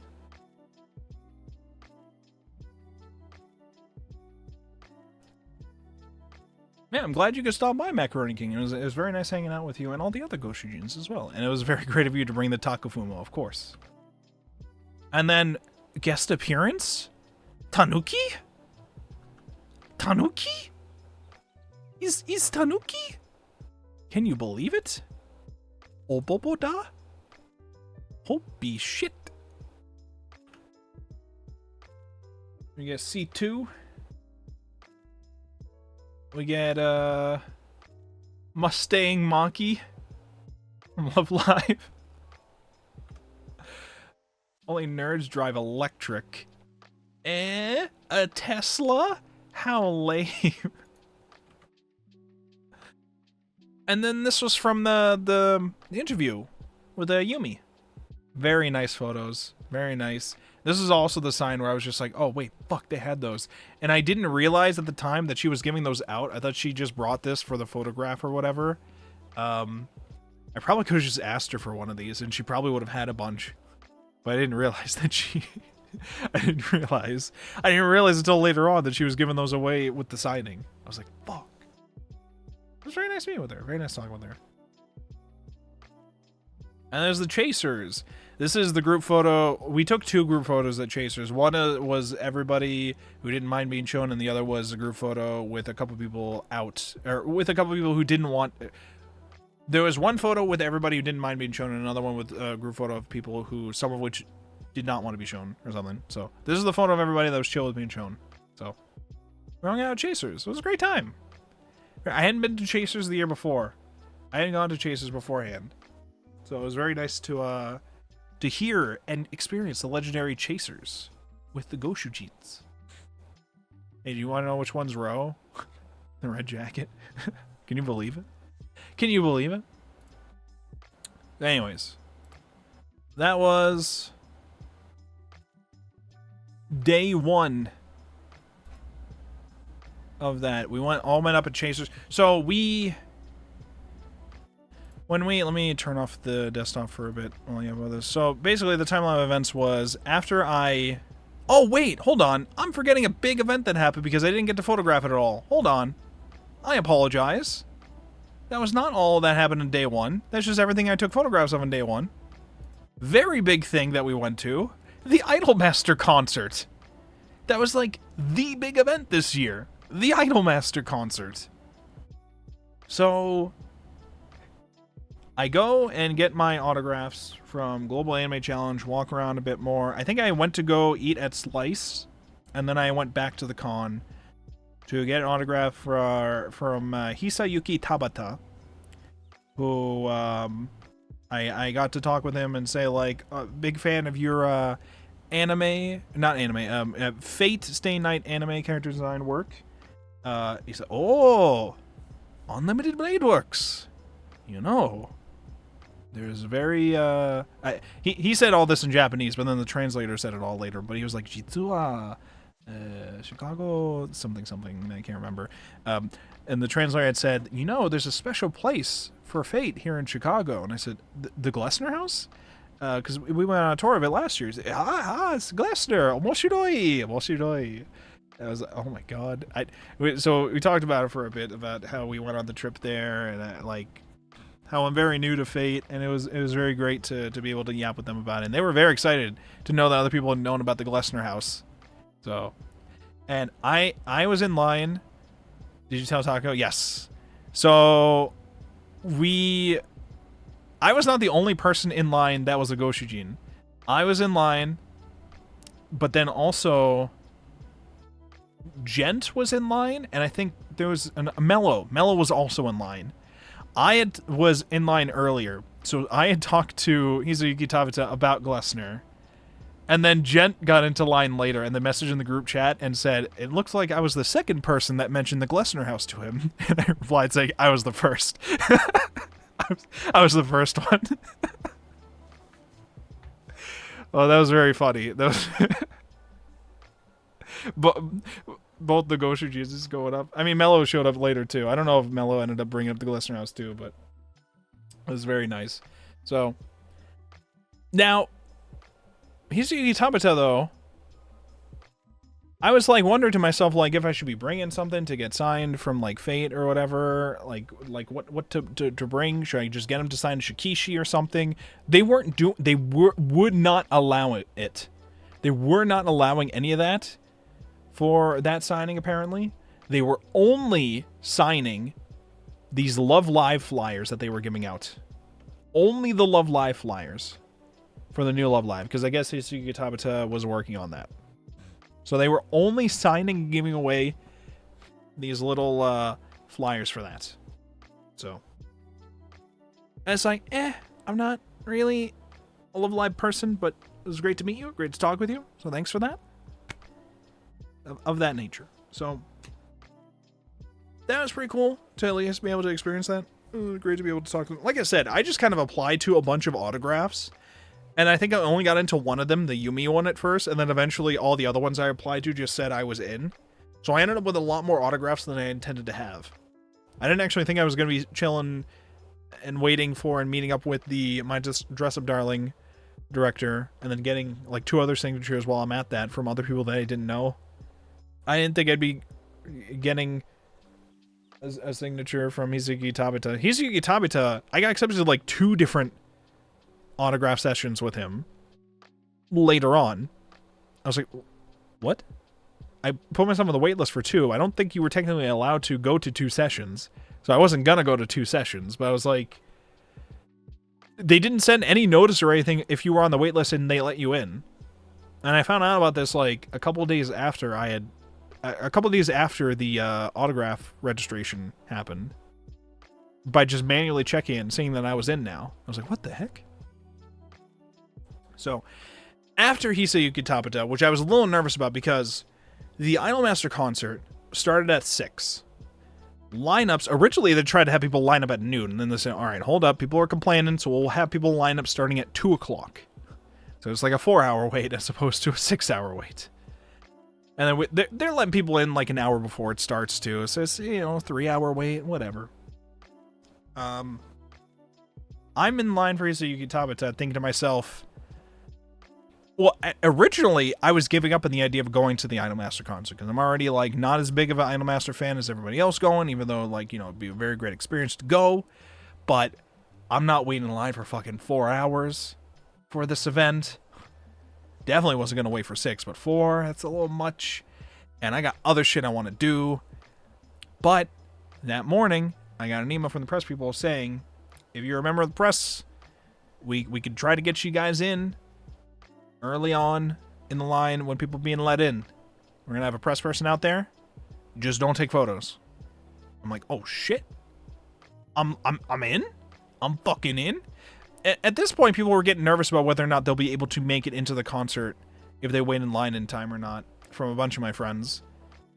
Like, a whole bunch of my friends were just, like, nervous about whether or not they were going to be able to get in, even if they wait the 4 hours. I think a number of them were able to get in earlier through ADA accommodations. So disability accommodation reasons or something to that effect. They were let in first, and then everybody else was being let in, I think. I think the order that was supposed to happen was the ADA accommodations, then it was the VIP pass, and then everybody else. But then the press people were let in. Press people were let in, I think, after the AGA people, and then us, and then VIP, and then everybody else. I think is the order that it went. There wasn't too many of us press. I think it was like me and 2 others. I think that was just us. I think it was just me and 2 other people.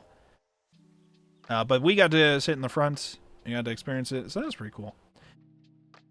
There was issues with things surrounding the IMAS concert. The IMAS concert itself was great.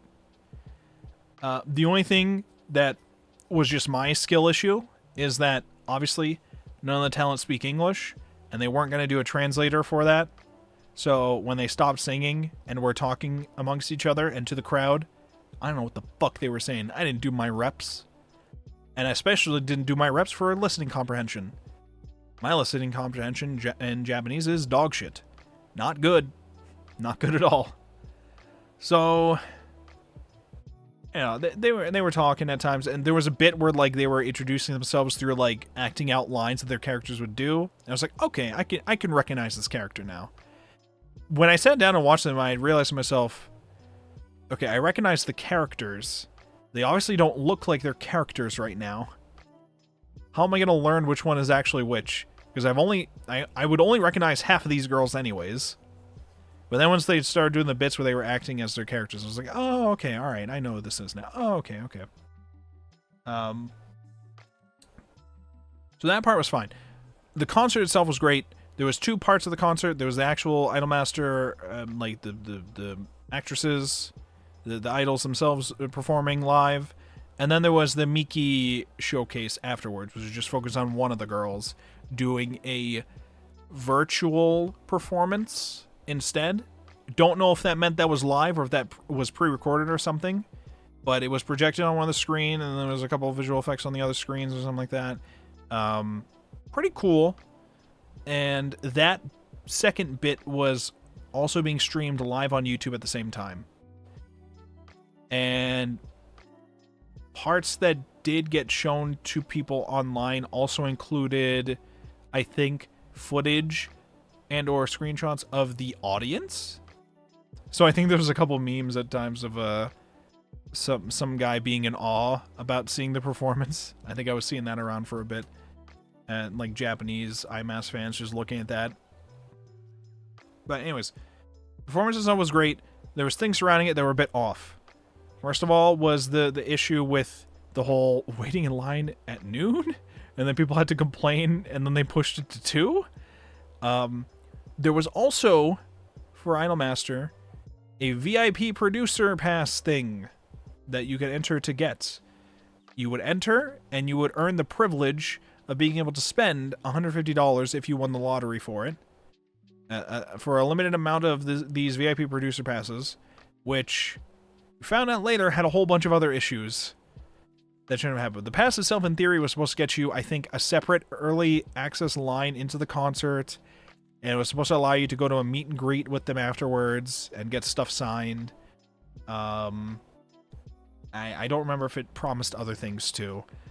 But we'll get into that, I guess. But the main thing at first was I think they had to argue and fight their way to get the staff to let them have their own line, because they did not realize. I guess the staff that they were trying to talk to just didn't even realize the VIP pass thing was a thing, and just was basically trying to tell them to fuck off and go to the back of the main line, when they're just like, we won the pass, man. This is the pass that you guys sold. Can you please just let us have our own line? And I think once there was like enough of them, they convinced them to like check with somebody, and then they did it or something. But I think they had to like fight for that. And it's like, but these guys paid like $150 each for this. Come on, what the fuck? That was one thing. The other one was, once you got in, there was a merch table. You could go up and buy merch. I didn't.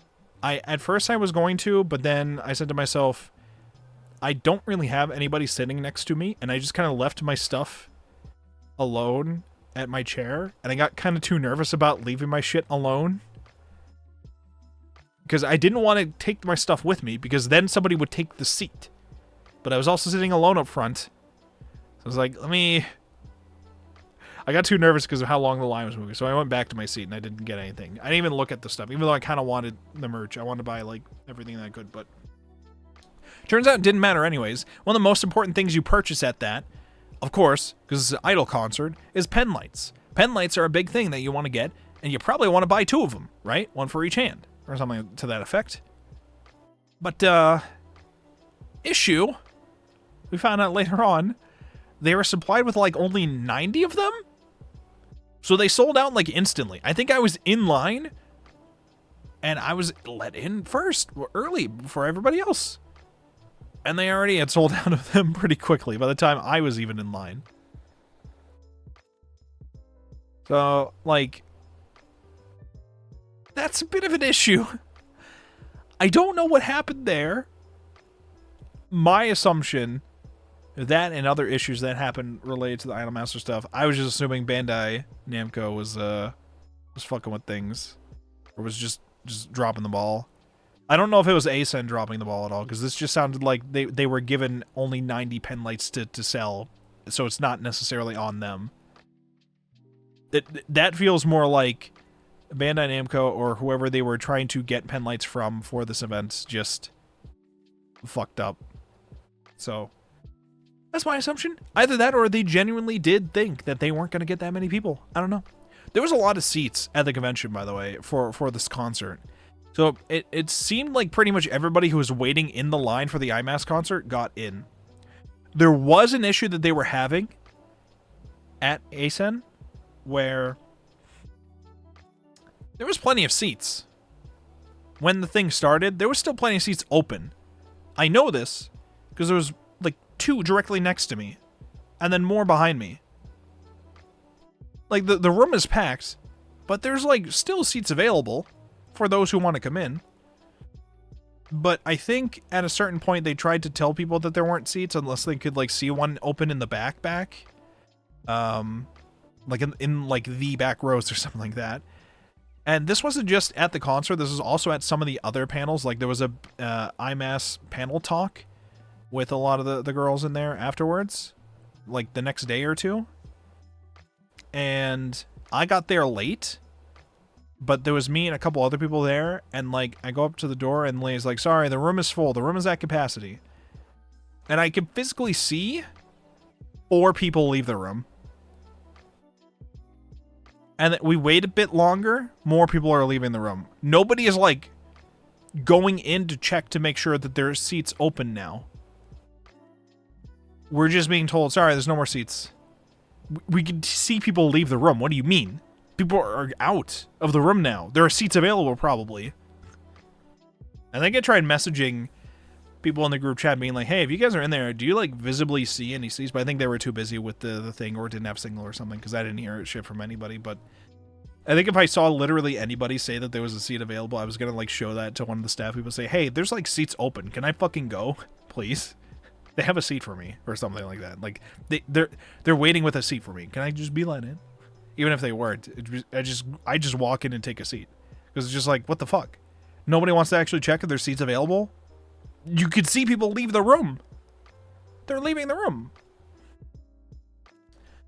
I did have to leave the IMAS concert, not during the live portion, but during the Miki showcase. At some point, I did stay for I think probably half of it, and then I left because I had to go for the Yumi press interview, because for whatever reason they scheduled that at like 8 o'clock. I don't think I've ever had an press interview at one of these cons be scheduled at 8 o'clock before, but I guess they were just busy with other stuff throughout the day, so they just moved the press interviews to be later in the day. I don't know. But I had the interview and it was a great time. And then I think afterwards I met up with some of the Goshujins at the fighting games area. I think Fuse and Toru were trying to play in some tournament that was happening. And I think by the time I showed up, I was told that Toru was in the tournament and then got DQ'd because Toru's name was called, and then Toru just did not realize Toru's name was called. So Toru got DQ'd. And Fuse was also, I think Fuse and Ro were playing? I think both of them were playing? But I think it sounded like things didn't work out in the tournament. So once everybody got knocked out or games ended or whatever, a bunch of us were sitting around in a group at the time. And then we were like, we're hungry. And I said, like, I said, is it time for chasers? Is it time for chasers, gamers? And we're all like, oh, it might be time for chasers. So, organized with everybody that was there, where we were going to, you know, how we were going to get there. And once everybody was ready and down for it, gathered up all the Goshujins and we went off to chasers, which was its own kind of hassle. We were just like, okay, Jent's here. Jent's car can take a couple people. And then we'll need like 2 Ubers to get there. We'll get 2 big Ubers. And then it'll take us over to chasers. So these people will take this Uber. These people will be with me in the other Uber. At some point, we lost Macaroni King when my Uber came. And we were like, wait, where's Macaroni King? Where'd he go? We turned around and Macaroni King was gone. And we were like looking all over because we didn't want to leave you behind, buddy. And we were just like, where'd he go? Where'd he go? And at some point I was just like, well, he's not answering messages and like, you know, he might just be meeting us there or like be doing something else. So let's just go and we'll see if we can reach out to him again on there later. I'm just mostly like messaging in the chat to be like, you all right, Macaroni King? I don't know where you went. He might have said something to somebody and I just didn't realize it. But I was just like, where'd he go? I was just trying to make sure everybody that was going with us made it or whatever.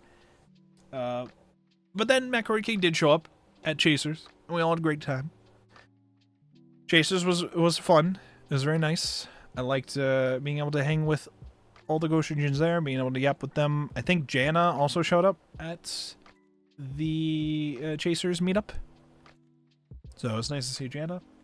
And Nano showed up, and pretty much, I think, a little less than everybody who showed up to the party showed up for Chasers. I think pretty much everybody who showed up for Chasers was also at the party the next night. And then we had a couple extras at the party, I think. Oh, except Finchi. Finchi didn't end up coming to the party. But everybody else was there, I think. Something like that. Anyways, Chasers are great. We all went home, rested up. I think Nano went to play Mahjong late into the night. I did! On, like, Saturday? I got to play Mahjong in person at the Mahjong area. It was fucking great. I actually got to play the video game. But it's not a video game anymore. It's an actual game with the tiles. I got to do the tiles in person. It's real. Can you believe that shit? Jesus. Now, Mahjong, I hadn't played it in person, but I played many hours of it on Ricci City and like Mahjong Soul digitally. I understand the rules of how it works. I don't understand shit about how it works physically. I was so nervous about knocking over tiles from like the wall. I think a couple times the sleeve of my Super Jacket was fucking with the tiles on the wall as well. I always kept forgetting whose turn it was and what wind direction I'm supposed to be. And I was able to, because I understand the general rules of how to make a winning hand in Mahjong, I was like able to make a winning hand in like, I think there was a table with me, Nano, Finchi, and then a substitute person that was in the room who wanted to help us make sure we had 4 players. And the guy was like helpful in showing me like how to form the wall in Mahjong, how to properly sort the tiles, like shuffling them, and how many you're supposed to build in your actual hand and all that. I get my hand ready, and I call Ricci. Did I call Ricci in that one? I forget if I called Ricci in that one. But either way, my hand was ready. Yes, I did call Ricci. I remember this. I called Ricci. And then eventually Nano discarded the... No, not Nano. Finchi discarded the winning tile that I needed. But I looked away from a moment and I didn't realize it. And then the substitute guy who was after Finchi then immediately dropped also the tile that I needed. And at that point I did notice that that was the tile I needed. And I called Ron. And he was like, no, wait. Finchi already dropped it, which means you're in footy 10 now, so you're not allowed to call that one. Iowa! Thank you so much for the follow, Iowa. How are you doing? Very great to have you here. I was like, fuck. I didn't pay attention. I had the win. All I had to do was call Ron at the right time, but I looked away, probably at my phone or some shit, in the middle of the Mahjong game in person. So I'm like, no, fuck, this is my first ever in-person game of Mahjong, and I could have already won it. Fuck. But they were like, nope, sorry, you can't win that. You're in for it then now. Now you have to draw the tile. Okay, so it's not over. I can sumo. All I gotta do is draw my tile. And then eventually they're just like, oh, there's no more of that tile. Everybody else has already dropped it, so you don't have that tile anymore. You can't win. Joke's on them. Mine was Pinfu. I could have won from another tile as well. That tile never dropped. Ever. And then I was ready to win the entire time, but I think somebody else won, and or it went all the way down to a draw. Because I messed up my timing of my fucking call. I'm so mad. I could have won my very first in-person hand of Mahjong. And then I think we played a couple more, and then Nano and Finchi had to go, and then I just hung around the area for more games there. And then I at first they sat me with like the learning table, but they were like teaching like beginner things to somebody new. And I'm just like, I already know the rules of how to play. I just haven't played it in person, so I just don't understand things of like the Mahjong wall, building the wall there and like shuffling it properly and tracking whose turn is when, or the dice roll to determine who goes first or whatever, things like that. Where did you learn to play? I learned to play through just grinding Ricci City Mahjong and Mahjong Soul. I just learned through playing that, and then I think eventually I was told if I really want to get serious about it, read a book called just Ricci 1 or something like that. Ricci Book 1 for like actual serious advanced tips on strategically playing. But I just grinded a shit ton of hours. I played for the first time last summer a little bit because a bunch of my friends were getting into it for a tournament that was happening. And then I also wanted to enter the tournament, which is the Pride Month Open tournament, which I then competed in. I learned a lot, and then I was like, Mahjong is pretty fucking fun, and I kept playing afterwards. And now I have like 860 hours logged in Mahjong Soul, or not Mahjong Soul, Ricci City Mahjong on Steam. And now the Pride Month Open tournament is happening again next month, so I gotta get ready. I gotta get fucking ready. Addicts? Yes, that's me. Yes, that's me. That's me. So yeah.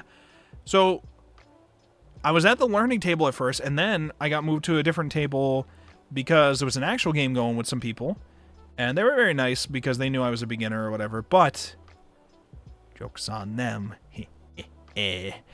Eventually, last one, all last, I like wasn't able to win any of the hands up until now, but I won the hand that mattered.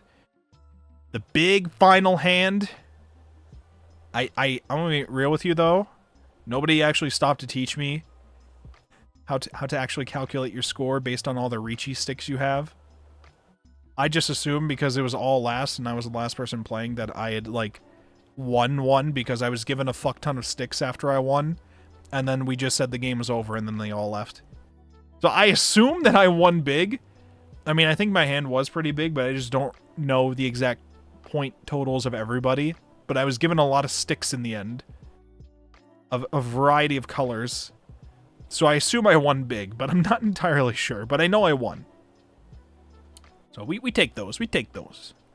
We take those. 5 billion points. Absolutely. Absolutely.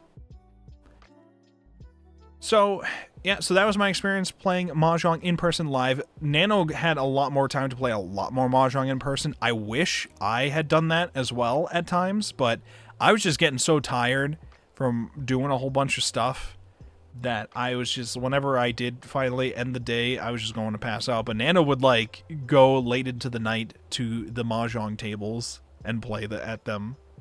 Fucking hey.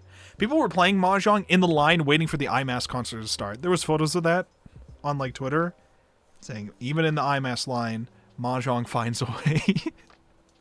Good on them. Good on them. So, Chaser stuff happens. Mahjong happens, I guess, at night for Nano, maybe? And then, I wake up the next day and I go to do my Saturday things. Let me see here. The big thing that happened on Saturday, for me at least, was less so at the con and more so for us all to hang out in general. And this was the suite party that I was setting up for us, which was, I had scheduled us a separate penthouse suite room at the State Bridge Hotel for us to, later on that night, all meet up together and have snacks and party and hang out. All of us could do whatever. We had games set up. It was very nice. It was basically the same exact setup of the room that we had last year that Takuko was hosting it from. Except, I think this was like flipped reverse or whatever. But it was on the penthouse floor, the highest floor there. So it's like, I think there's only like 8 or something rooms up on that top floor or something to that effect. But they're all structured the same way. They have a kitchen there. They got a big fridge. They got like 2 TVs, second floor for the bed, and 2 bathrooms, one of which has a shower, the other one doesn't. It's got a nice sink or whatever. So we had plenty of space, and we could make a little bit of noise. Obviously, we weren't going to go too crazy, but I think that was ideal because we had probably like 16, 17 people there. I was like, this is better than trying to schedule some like 2 rooms together at one of these other hotels. I'm just get one of these big ones for like one night. Then I can sleep in the big bed at first, I guess. I get to sleep at the big bed at the end of the night. Enjoy it for the one night, I guess. But the thing that got me nervous about it was I hadn't hosted one of these things before. And I don't drink. But I know a number of people that showed up were going to want to drink. And I don't know shit about how alcohol works because I don't drink at all, so I don't think about that stuff at all. So I'm like trying to ask people if anybody wants to volunteer to handle that shit, or if anybody has any advice for what I should grab for this shit, or I'm like messaging my uncle being like, hey, what the fuck are general things? Because people are just saying, oh, you can just buy anything, but it's like, that doesn't help me, guys. So eventually I'm like, I go on the shopping trip with Gent and Ro. Gent and Ro are there with me. Gent comes in clutch with helping out with advice for a lot of this stuff. Gent is also just local in the Chicago area. So Gent is able to like help us navigate a place to go to. I think at first we were trying to go to Costco. So first we were going to go to Mitsuwa, grab a bunch of Japanese snacks there. I hadn't also been to Mitsuwa before, so it was cool to be able to go to Mitsuwa. So I got to go on a trip to Mitsuwa. And then we met up with Ro there. And then we went to go back and check into the hotel. And then, or to check into the Staybridge Hotel. Because first, we left the con. Gent picked me up in front of, I think, the Hyatt. And then I told him, we gotta stop by my hotel first, because I gotta grab shit from my room. And then we can go to Mitsuwa, meet Ro there, and then we can go back to Staybridge, so I can actually check into the room. And then we can bring, or no. Yes. We'll check in. No. We didn't check in first, did we? No. We went shopping first. I forget the order of events. At some point, we checked into the Staybridge and then moved everything that we bought over into the room through the carts that they had there to travel things. We were going to try to go to Costco at first, but then we realized Costco is very fucking far away from where we were at. And obviously it requires a Costco membership, which none of us in the car had one. I wouldn't mind paying for one, but I said to myself, it's going to be a long trip just to pay, what, $60 for something that I'm not going to use for the whole year. And then we're like, we could just go to literally any grocery store. It's not that big a deal. So we just went to one other grocery store nearby. I think it was called like Jules or something. Mitsuwa, so dangerous, so amazing. Mitsuwa, holy shit, was it dangerous. Like, especially the baked goods. fuck, dude. I was like, I don't know which snacks are good or not for people, but I was like, let me just grab a whole bunch of stuff and see what people want to enjoy at the party. I know I'll try them at some point, so they won't go to waste, but we'll just grab a whole bunch of stuff. I bought us a bunch of Pocky. The three main flavors they sold there was like chocolate, strawberry, and like cookies and cream. So I got a bunch of Pocky. I got us a couple different variations of like pastries that they had there. We got some melon pon. I think Gent bought me and Ro and Gent basically bought for all three of us some takoyaki for us to takoyaki tamago for us to eat on our way back to the hotel. And I bought, when we actually went to the grocery place, bought us some oh, I remember what it was. We didn't do the Costco trip yet. We had gone to Mitsuwa, went back and bought some alcohol from a place that Gent knew about for buying alcohol. I forget what it was called. And then we went to State Bridge, checked in, brought all the stuff upstairs, and then went on the grocery trip and then brought that in. I think that was the order of events. Either way, we're in the alcohol place. I don't know shit about alcohol. I don't know what to get. I was told, the advice I was given was, get some rum of some kind. Probably Captain Morgan rum. Original spiced or whatever. Get some sort of vodka. Get like maybe 2 types of beers or whatever. And then just buy some stuff for people to mix in if they want. That's basically what I was told. I think we picked up the Captain Morgan. We picked up a bucket of what was labeled Fireball vodka, which nobody opened. I think we brought this there. Nano took one look at it at some point and said, who bought the evil drinks? And then nobody actually opened the thing, so nobody actually drank them.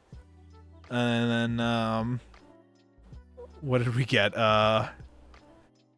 Strong Zero. I think we got 2 different flavors of Strong Zero. That Japanese... It is Japanese, right? I'm pretty sure it was, right? Strong Zero? What is Strong Zero? Hold on, Strong Zero.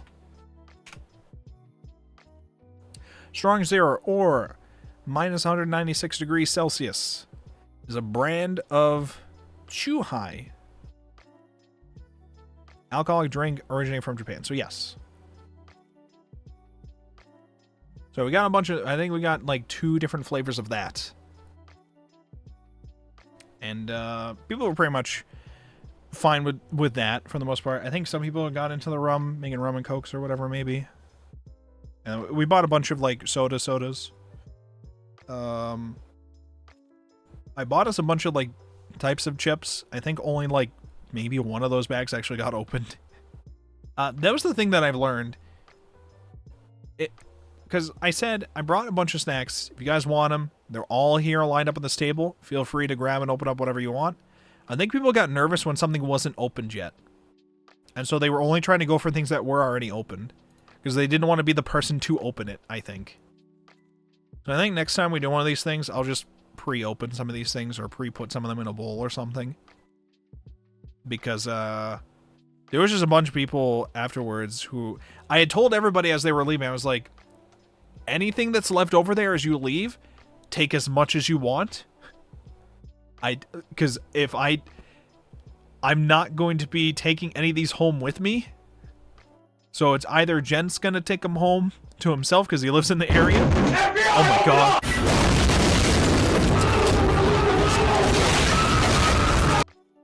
Calling the FBI on my goddamn party at ASEN? That's fucked up, Somnus. I'm not supposed to do this. I thought we were cool. But if you do that, what if the chippies get stale? That is a good point. Well, I mean, we could always open the bag, pour some of them in a bowl, and then, like, close up the bag with, like, one of those, clips or whatever, right? That's usually what we do here at this house, but... do something to close up the bags and then, like, refill a bowl or something. That was the other problem, too. The hotel didn't have some kind of, like, big bowl that we could use. And I didn't think for us to buy one of some kind. We probably should have, though. They're probably not that expensive. We did buy paper plates. We did buy napkins. I did forget to buy trash bags. But that was fine, and we were able to just ask the hotel for it. But even then, I had messaged in the group chat telling people about that, and Macaroni King came in clutch and brought like a fuck ton of trash bags. Thank you so much for that again, Macaroni King. We had plenty of trash bags, and we did need a bunch of them. We did need them, so. Cut the chip bag open. Okay. Yeah, so like, there was, I think mostly the bag of sour cream and onion Lay's was the main thing people were getting into, which I think I was the one who started that one, because I wanted sour cream and onion chips. But we had like Doritos and like some other one I can't remember off the top of my head. But we had a number of chips bags that I don't think ended up getting opened, and I think Jen just took them home. Pretty much, I'm just like, anything on your way out, take whatever you want. I'm not gonna eat them all. I'm already eating too much this weekend anyways. Okay?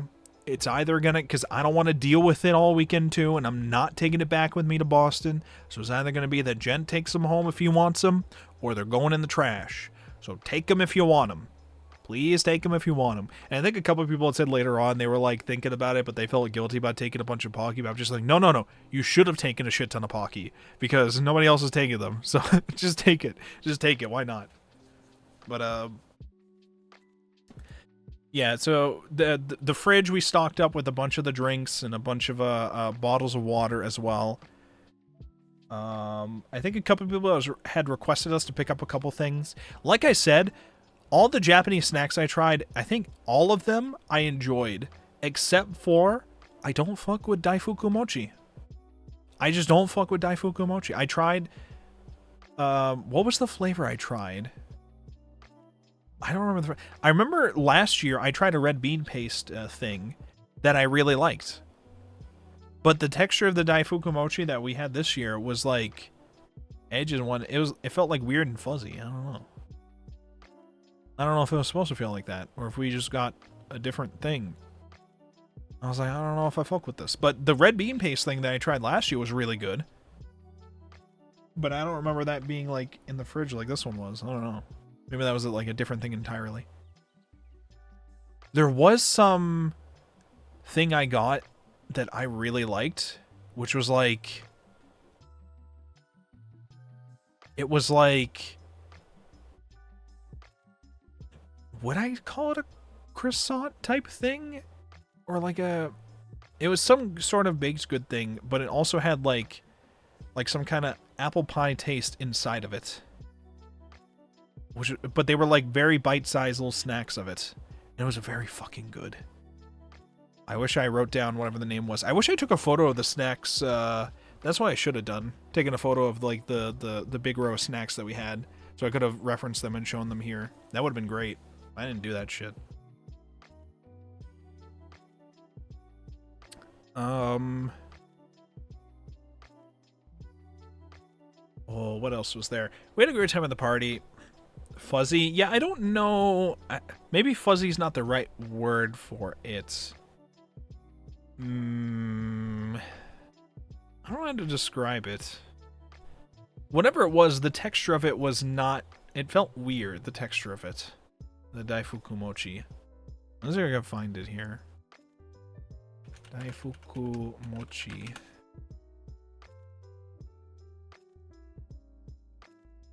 Popular type of owagashi, traditional Japanese confection, consisting of a small, round, soft mochi, gelatinous rice cake filled with sweet filling, most commonly anko, sweetened red bean paste. I think maybe it was the whatever was inside of it that I wasn't a fan of, maybe. Because, again, I remember trying red bean paste before, and that shit was good. But maybe it was just a different delivery service for it. There it goes. Well, I'll show this. Yeah, it's basically this.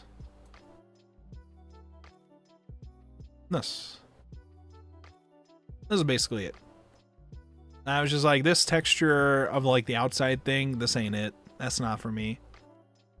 The outside shell texture, not really. So it's like soft, round, jelly weirdness outside. I was just like, I didn't like hate it. It just felt weird. But everything else I liked. And, okay. So, that is... There's more to talk about with the party. So, the mochi part? Basically. I guess. There's more to talk about with the Goshu party, but this is day 2.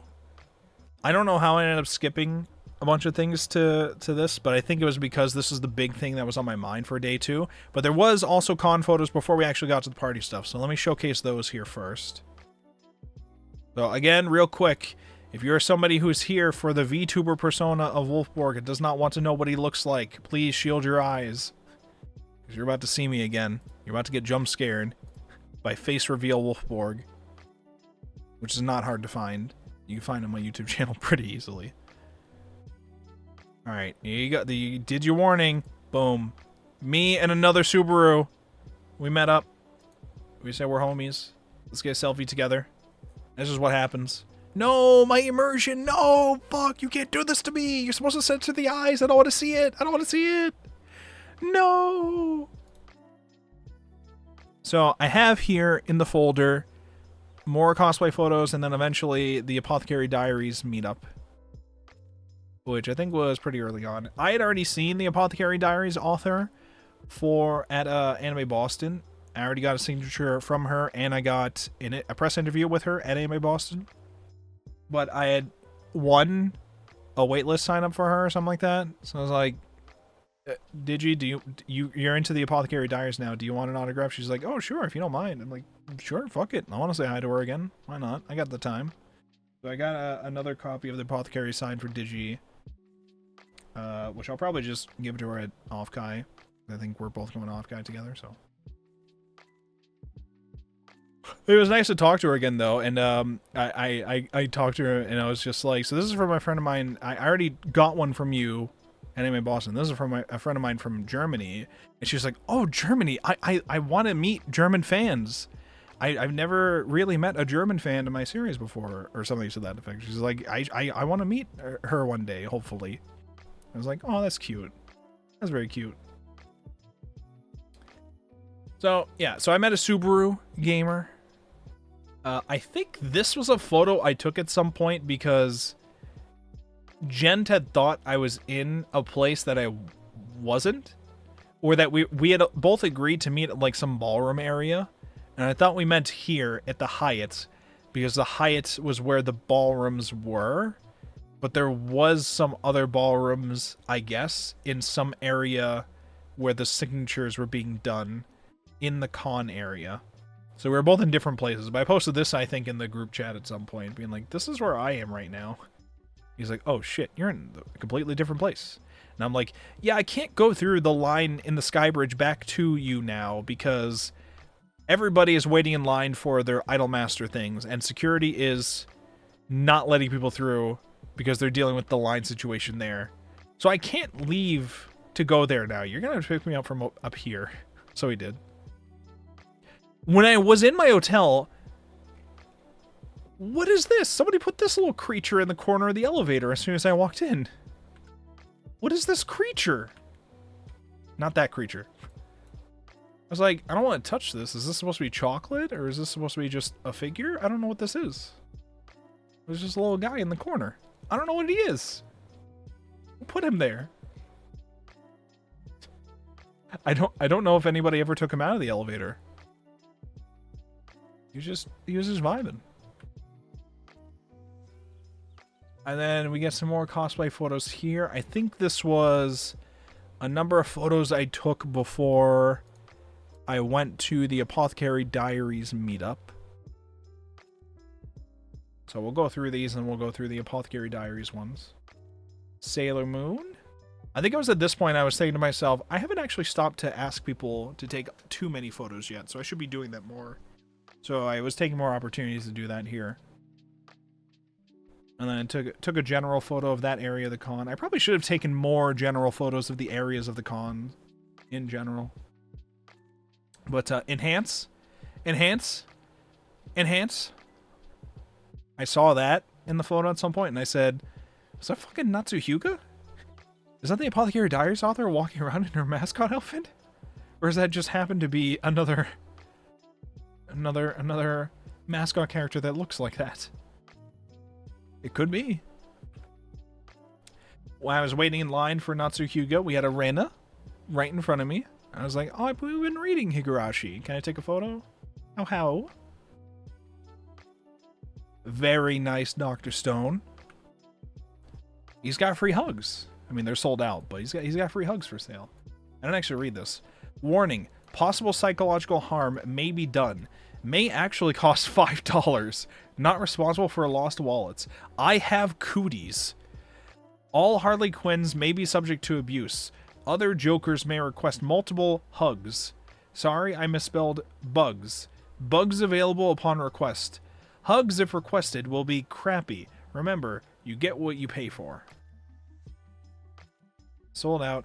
Ask about our deluxe economical pay per hug hugs. Only $99.99.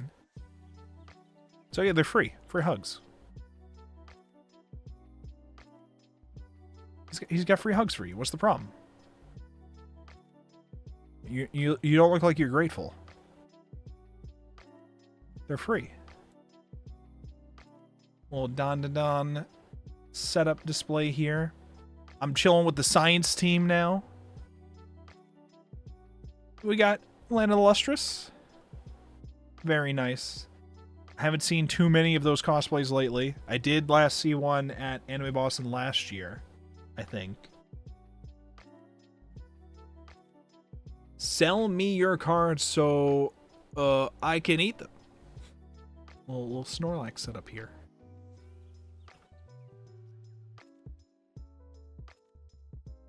Who is this behind? What is that thing? Oh my god. Badass. I was trying to think if I had interviewed this guy. I interviewed somebody at Anime Boston last year, but I don't think it was this person. I did see, and I got a photo of them. They're probably going to show up in the photos that are on Sunday.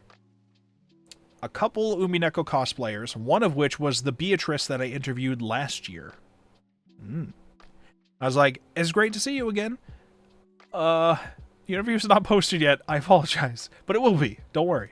It will be. This is Erica. There's one of the Umineko cosplayers. I got the photo of her, and then she immediately told me that there was, in fact, Umineko merch for sale at one booth. And then I found that booth. And then she was sold out of a lot of the stuff, but she's sending them to me in the mail. Because I guess she was just mailing out things that she was sold out of. So I'm getting that in the mail soon. You get a Himmel the Hero with a little free run. Keep this in mind. This will be back. This will come back later. The Himmel the Hero with the tiny little free run plush. You get another Shield hero. This guy's thing lights up, and he looks badass in the outfit. This is the Beatrice I interviewed last year. And we got a Battler here, too. Hell yeah. Nikaido, Dorohedoro. I talked with her for quite a bit afterwards about Dorohedoro, about how we had read through the manga for book club, and how things are going with season 2, because I hadn't watched it yet. And we talked a bit about it. It was a great time. Great time. I don't know if I recognize the character, but I saw a Christmas outfit, and I was like, ooh, let me take a photo real quick. Let's say $20? I probably should have gotten it. But I was like, I don't know if I want to deal with bringing a figure back home. Get a nice Asuna, Sword Art Online. Daft Punk. We'll get some Final Fantasy X, Auron, and Lulu? Her name is Lulu, right? I'm not crazy. Is that a JoJo reference? No, that's impossible. This isn't the car. I knew this was a fake character. I'm assuming this is also a fake character. FGO, I'm assuming. Is this Nero? I assume these are both fake characters. I just like the outfits. I thought they were nice. And I was like, I'm pretty sure this one's from Fate. So I'm pretty sure this other one's also from Fate. And that was those, which means we can go on to the Apothecary Diaries photos, which there isn't too many of them, because I think I showed up late. I did get, they gave out a couple ribbons at this, and I got like one sticker. I'll show those off later. So you get a bunch of Mau Maus here. I think this is the group shot of like everybody that was there, I think. I think this is the group shot of mostly everybody. Mau Maus and Jinshis and Gyoyaku. I can't remember the full name of how you're supposed to say your name. Gokuyo or something. A bunch of little, very nice, very, very nice outfits. They all had very great outfits at the Apothecary Diaries meetup. They were trying to go for the heart thing here. I don't know if it was my angle, but it wasn't working out. They tried, though. They were dancing. At that point, I was like, wait, fuck, how do I get my camera to record? And then by the time I did, it was already done. Or they weren't dancing necessarily, they were just spinning around and making the dress look nice. I dropped my Ollie plushie on my way out the door, or I'd have them too. Oh no! You guys should all check out the Apothecary Diaries, by the way. It's really good. It's very, very good. And then I think this takes us back to the beginning. Yes, it does. I like this one. I like this one. Okay, so that was the Apothecary Diaries meetup. And we do have a couple photos from the Goshu party. Oh, real quick, Macaroni King, one of these includes a photo of you wearing your hat. Do you care if I show that, or would you rather I don't show that? That's up to you. Due to the content of the hat. We do have a cool photo of Ro in this folder, too. First of all, hold on. First of all, real quick. We pull up to the Staybridge parking lot, and we're greeted by this. We're just sitting there. The Oscar Mayer Wienermobile. Just chilling next to us in the parking lot. The Jenton Roach just obviously said we gotta get a photo with it. Obviously. Melon pan. I take a bite of the melon pan. I take a bite. I take a bite. Nano brought himself with brought theirself to the party with, oh shit, sorry, I'm getting ahead of myself here. We checked out the window later on when Leafy showed up. And we were like, did you see the Oscar Mayer Wienermobile? We opened it up. There's two now. They multiplied. While we were setting up the party. There's two of them.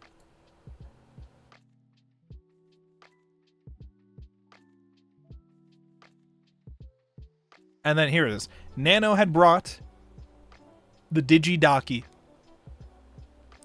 Had to bring Digi.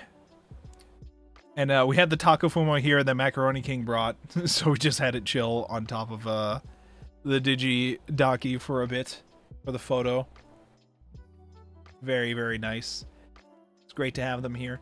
I think Mello, I don't think I got a photo of it this year, but I did last year. Mello has a bag that's decorated with all of Ruri's stuff as well. We probably should have, I don't think Mello was here at the time, but if Mello was, we probably would have put the bag next to this so that we could get the Ruri stuff in as well. But Mello, I don't think showed up until later.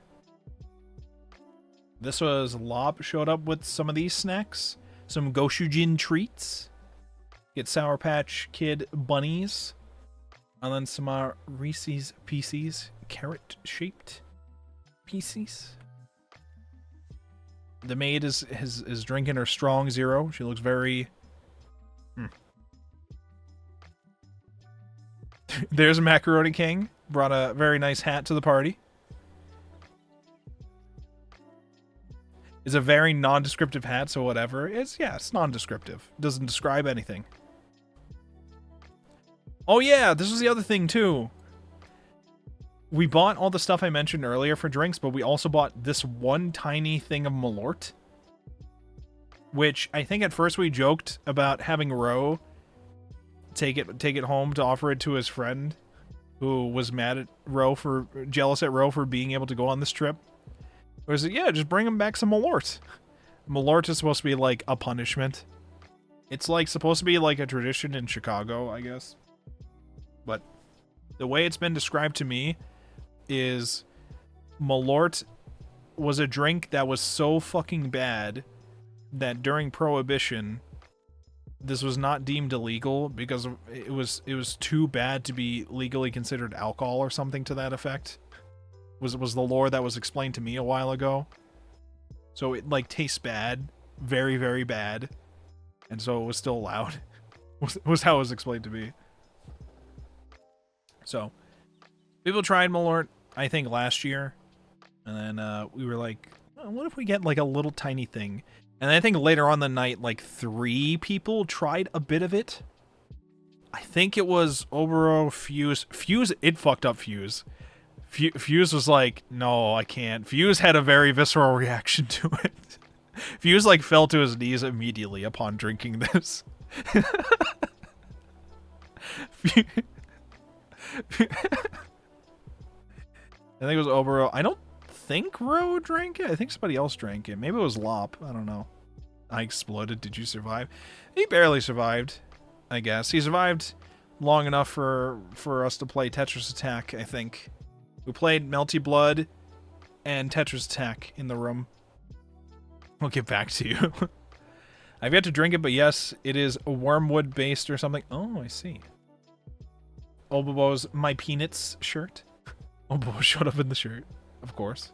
You can see in the back, the SNES controllers were brought for Tetris Attack. We were ready for it. Go Shujin shirt. I think this was Lop who showed up in this. Oh, people were playing Guilty Gear. This is Guilty Gear, right? I'm not being dumb here. I'm assuming this is Guilty Gear. Unless this is BlazBlue, and I don't know. And I don't know the difference. I don't fucking know. We had here this fight stick setup. I think my camera is making it look darker because of the screen setup, but we had a pretty bright light up the whole time. It's not like the place was dark. It tastes worse at room temperature, so there's that. Oh yeah, next time brought the hologram stand thing of the maid. So the maid could also be there in hologram form as well. This was, I think, Rose... What did he call it? A hitbox? For the leverless inputs there. And this is Ro. In case you didn't see Ro before, I got a couple badass photos of Ro with the mask. I wish the lighting was a little better, but like, I think it's a pretty cool photo. Like, pretty cool mask. Very, very Ro core photo. Backyard basketball was brought here. Was this Lop who brought this to give to Obero? Or was this just brought here? I forget what it was. But I think people were saying, let's open it up and see if it actually has backyard basketball in it. And then it did. Because they were just like, it's a big box. Is it really going to have the game in it? And it did. Ro is just Ro IRL. So fucking true. Malort. Oh yeah, and then we put the cum hat on it. Lop brought it for you. Oh, I see. Lop also intended to bring a gift for Fuse Hunter and Toru. The gift, if I recall correctly, the gift for Fuse Hunter was, of course, a water bottle, so that Fuse Hunter can be hydrated. The gift for Toru was another water bottle to give to Fuse Hunter to hydrate. But if I recall correctly, Lop forgot to get the drink for a while, and then when we had the party, I think we had plenty of water bottles, and then he got to do the bit, I think is what happened, unless something else happened and I wasn't aware of. I hate you. Have you been hydrated, Fuse? Or do you want some more Malort? We can give you some more Malort. Do you want some more Malort? What's the problem? I was glad that people showed up for the party. I was nervous about the party. Oh, you can't just attack the Takafumo with the Malort like that. It's It's time to drink water. I was very glad that people showed up for the party because I was nervous about hosting this kind of thing because I'd never done it before. It's time to drink water. It's time to drink water. It's time I to should drink do that, water. actually. I should. I was like nervous about it. I didn't know shit about drinking. I was It's like, time did to I drink buy water. It's time to drink water. enough snacks for people? Eventually I ordered us some pizza too for people who wanted like actual food, but I feel like I probably need to we ordered like 2 pieces of pizza from the place and they cut them up in like squares, but I feel like afterwards I probably, for the amount of people there, I probably should have ordered like a 3rd one. Because I think those disappeared like pretty quickly. So I probably should have ordered a 3rd one, but that's on me. I know now for the future. And I was like, did I bring enough snacks? Do we have enough things for people? Is everybody doing all right? Is everybody having a good time or whatever? We set up fighting games downstairs. I think people were playing Mario Kart upstairs. Quite a few people were just chilling on the bed upstairs. They were just laying down, and then a couple of people eventually passed out. And at some point I said to myself, I did not anticipate this, but I guess there is a non-zero chance that somebody will just pass out on that bed and then stay here overnight, and I might just have to accept that because I'm not gonna like send them off on their own if nobody's there for them. But I think everybody pretty much had somebody who was also there with them. So I think Nano at some point passed out on that bed, and then I think next time also took a little nap on the bed. But these weren't from like drinking. This was because they were just exhausted from the con in general. Nano meant to like only take a short nap and then leave to go play Mahjong, and then ended up taking a much longer nap than intended, and then Lob woke them up, or they woke up themselves, and then Nano still went to go play Mahjong. Because of course. Hell yeah.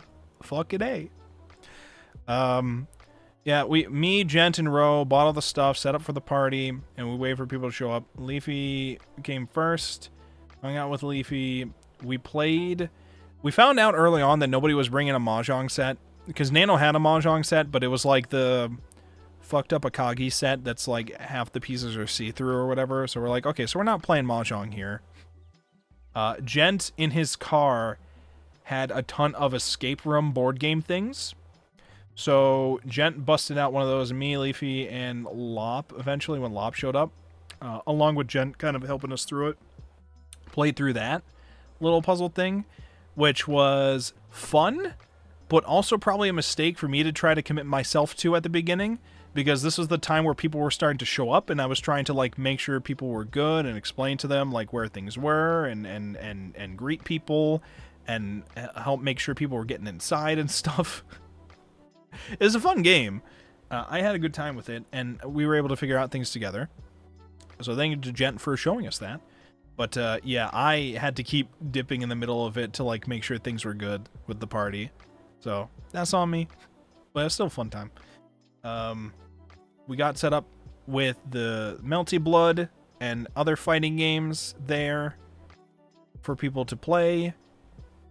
I got to play some Melty with people. I think the thing that was holding me back there was I was given either a controller, which I'm only used to using my fight stick, or eventually I was given a fight stick, but like with different controls than I'm used to, and I was too lazy to try to pause to like change it to my controls that I'm used to. So I was just kind of trying to guess which buttons were supposed to be the correct ones for what I need to get working for a while. But I guess that happens. I could try and get a bottle of the Thanksgiving stuff even. I don't know what that means. Is this Malort or is this something else? You did well as far as I could tell. Well, I'm glad. I'm glad to hear that. I was just like checking in on people upstairs, making sure everybody was good there, making sure like people who were passed out weren't like dying or whatever. Everybody was fine. They were just exhausted. They weren't even like passed out from drinking. I think last year we had a couple people at the party Takuko was hosting who like very clearly drank too much and either threw up downstairs or threw up upstairs. So, but that was just because they were having too good of a time and drank a little too much. Didn't wash themselves. Didn't stay properly, regularly hydrated, maybe? I don't know how this shit works. But, yeah, no, we didn't have any throw-ups this year, as far as I'm aware. So I was glad for that. We also had, like, half the amount of people, though, to be clear. We had, like, half the amount of people. But it was still a good chunk. I think we have one of the images here was a full... I eventually went around... I won't show it here, the bigger group photo that Obero took, and then sent to the maid, because I think Takuko had asked for it, maybe. I won't show that, because that might have a couple people who don't want to be shown. But I can show the thing that I sent around to people to sign. A little piece of paper for everybody to sign and or draw something as like a little guest thing for everybody who showed up. I did also eventually include people who did not show up, which was mostly just Finchy, but I also had forgotten to write my own name. This is the finalized version of it. Taco asked to save everyone, so I went to take a pic. Oh, I see. Overall, I remember at some point it also said, important announcement, everybody. Takuko said hi, and then recorded us all saying, hi, Takuko. I also recorded everyone saying hi to Takuko. Oh, okay, there you go. So, yeah, we had a little, like, guess we're exciting here thing. I did have to... So, I brought my sketchbook. It was in my bag, so I was like, oh, this would be an idea. Let's do that. But I also said to myself, oh no, this is my sketchbook. There's art attempts in the early pages, many of which includes women in various stages of undress. So I should not have that be in the book still when I hand this around to people. I do not need them to get jump scared by my various attempts at that. Probably not. So let's not do that. So I just tore that out and then I gave this out to people. Tanuki was Takuko proxy this year, and I'm glad to hear it. Very, very glad to hear it. We had Macaroni King, Finchy. This is Gent. We had Tanuki. Is that true? Tanuki spotted? I wasn't sure what to write, to write Asen or Takuko. It didn't feel right to write Takukan because Takuko wasn't there, even though pretty much all of us are Goshujins. So I was just like, I think one of our things had called it Goshukan, so let's just call it Goshukan. So I wrote Goshukan. So we got Mellow Mute, we got Lop Lop. Soil, I think, was Mellow Mute brought two siblings. A brother or a sister, I don't know who's older or younger or whatever, but Soil, I think, was the brother's signature. I can only assume Angelio was the sister. I can only assume because I don't recognize the name. 14 showed up. Hadn't actually met 14 before either. We got Toru. Very nice Toru face. Very nice. Nano just wrote Yomi. We don't have that as a command here. It won't work here. But Yomi? We love you, Takuko. I believe this is Jana? I think? Cass, this is Leafy. Leafy Hamstar. Next time. And then row 2 for hire. Fuse Hunter. And me. Wolfborg, exactly how it's spelled. This is how you spell my name. There is no other way to spell my name. So just jot that down. So we had a total of 1, 2, 3, 4, 5, 6, 7, 8, 9, 10, 11, 12, 13, 14, 15, 16, 17 people that we hung out with at these events. Finchy was not there at the party, but Finchy was hanging out with us in the weekend in general. So obviously we had to include Finchy in this. So it was very nice meeting everybody. It was very, very, very, very nice. IDK looks off to me. Okay, yeah, it's right there. It's right there. I know it's slightly incorrect to how many G's that there are on Twitch. On Twitch, there's like Wolfborg with 2 G's, but I'll have you know, everything else is exactly how it's spelled. That is correct. That is how it's spelled.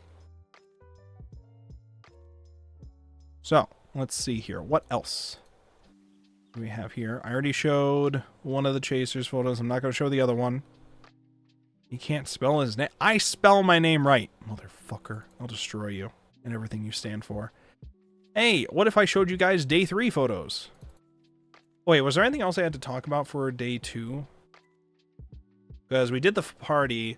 Oh yeah, we played Melty Blood. I think I mostly got my ass kicked in Melty because of the control situation, but I think I beat somebody eventually. And then I went off to do other things. And then eventually, me and Oboro looked at each other and said, "It's fucking time, motherfucker. It's time for Tetris Attack. It's time for Tetris Attack." We set up Tetris Attack, and then I think me and Oboro only got to play like 3 games against each other, and then other people played against each other. Because I got up at some point to deal with some other stuff, and or get some snacks or whatever, but let other people get a turn playing as well. And then I don't think we ended up playing too much. I think later on I played against Fuse Hunter, who... Fuse Hunter loved to play Tetris Attack at like 1 speed, and then claimed to be a god at video games, while everybody else is playing at like 7 speed. I'm baby. 1 speed though? It's a little embarrassing, don't you think? I think I played against Toru as well. I think. Listen, I played like 3 games against Obobo. And Obobo at some point walks up to me and says, "Takako says she's Fortnite dancing on your grave over Tetris Attack." And I'm like, what the fuck? I won one of our games. This is Blarg shit. This is Blarg shit. You went up to like 4? Everybody else is at like 7 speed, Fuse.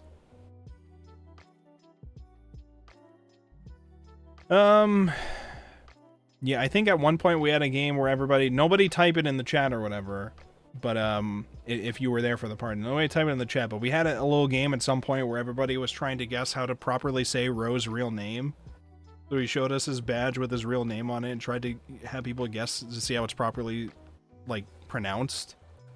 I think, like, pretty much everybody got it wrong, but Lob did a funny joke later on, because Ro wouldn't play Tetris Attack.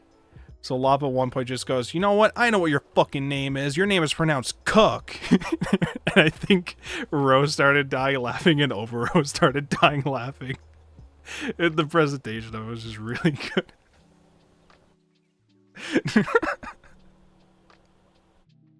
It was just such a great delivery.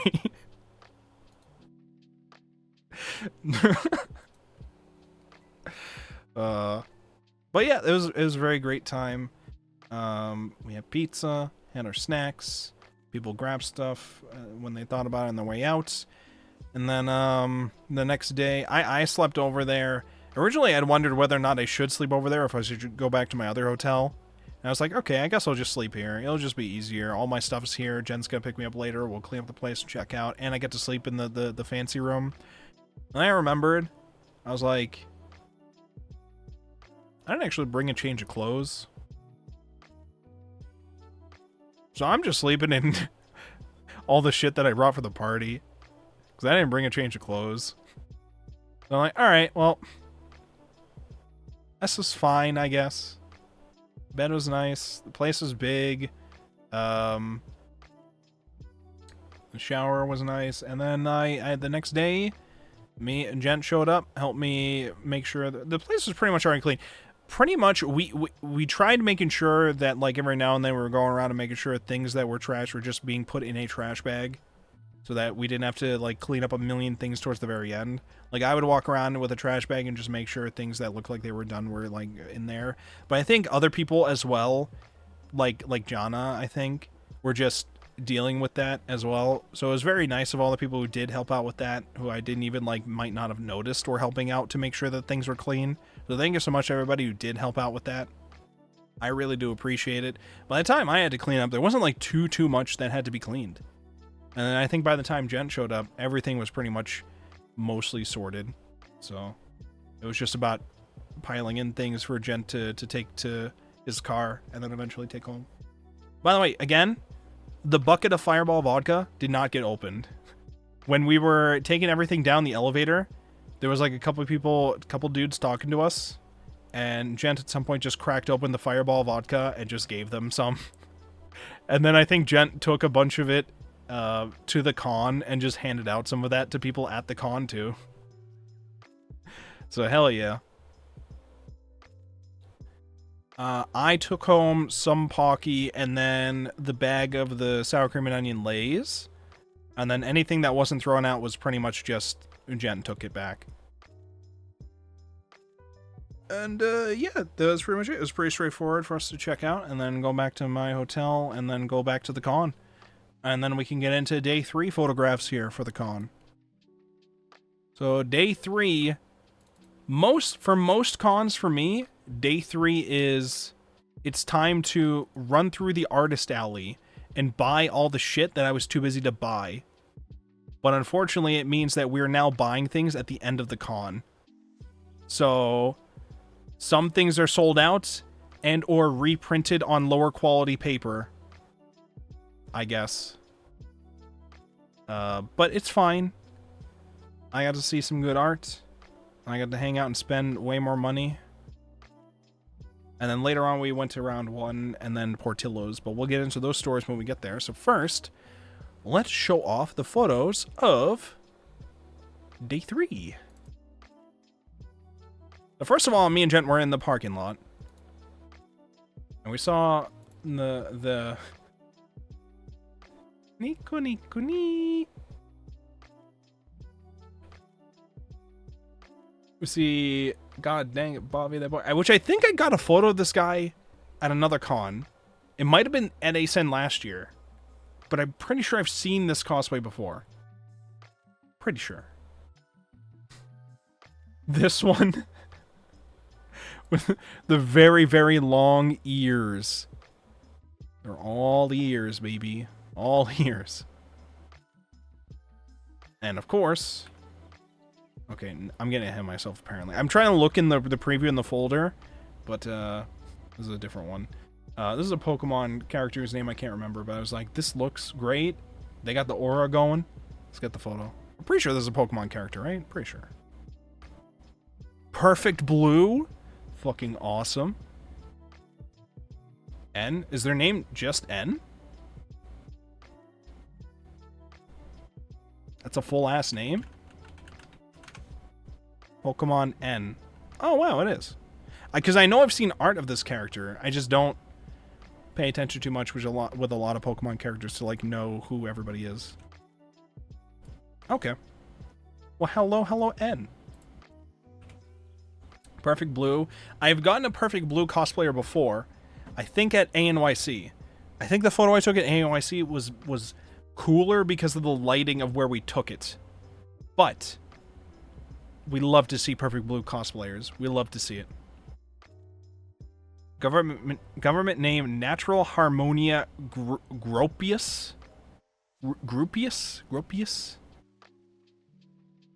Interesting government name. Interesting. It's allowed, though.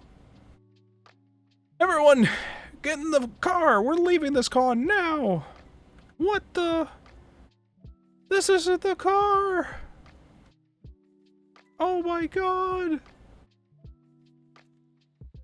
Joseph Joestar, my goat. Then we get into... oh my god! You jump scared me with that for a second. The gunshot. You jump scared me with that.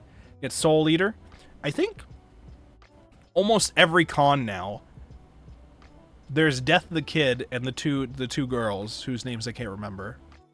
There's always... these, and they always look great, so I always take photos of them. I think I got photos of them at Anime Boston as well. Not these people, but another set of Death the Kid.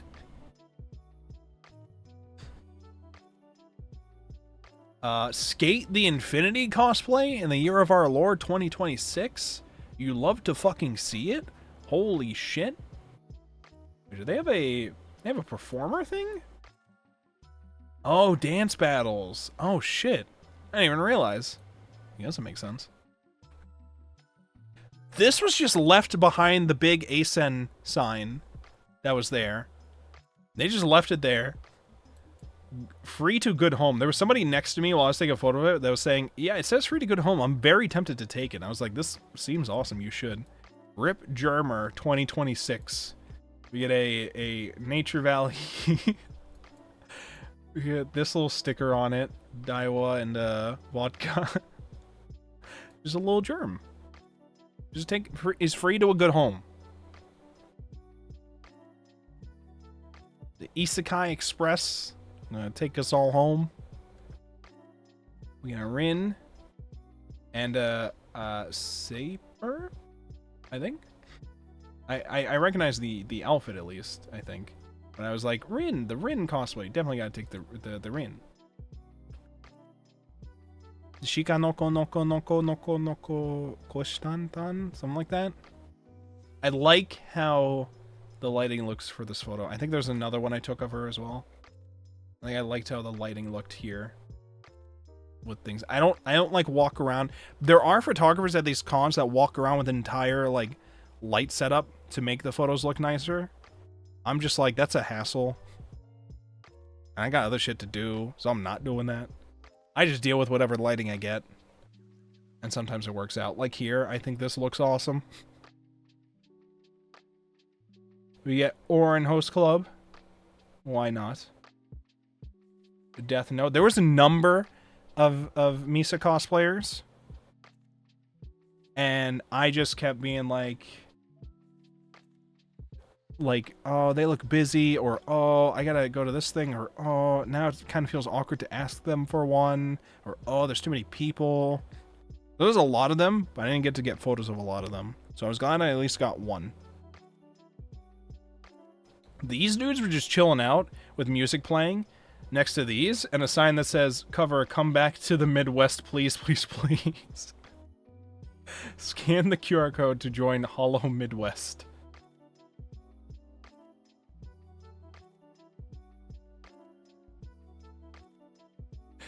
This one said, on strike till Pikmin 5. Blame this guy. Don't actually. And then this one over here. Water Wraith crushed my legs in submerged castle siege of 2004. I don't know what that means. I don't play Pikmin. I just thought that the sign looked funny.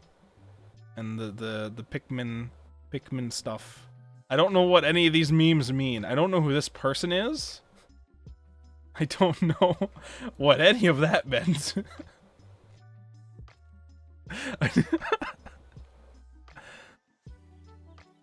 You got the Homer. There was in the entertainment area. They just parked a bunch of Ita cars there. Just a whole bunch of cars were like parked there, showing off. I didn't take photos of all of them, but we got a Homer Tesla with all of these. The blue one is so specific, but so true. Oh yeah, this one was probably the only video I actually took, because they didn't want to take too many videos. But there was a performance she did. We can play the video after. This was the other Kigu, what do we call him? Kigurumi, that I thought was nice. They did this pose, and then they did this one. Very, very nice. Very, very nice. Play Pikmin 1. I have been told that I should. I wouldn't be against playing Pikmin. I just never really thought about it. But maybe I should. Maybe I should play Pikmin. I think Shadow will be excited for Pikmin as well whenever we do it. I don't know if Shadow is here today. Shadow might be busy and or sick. But I think Shadow's been the one who told me before that I should play Pikmin. We got Flaming Hot Cheetos guy!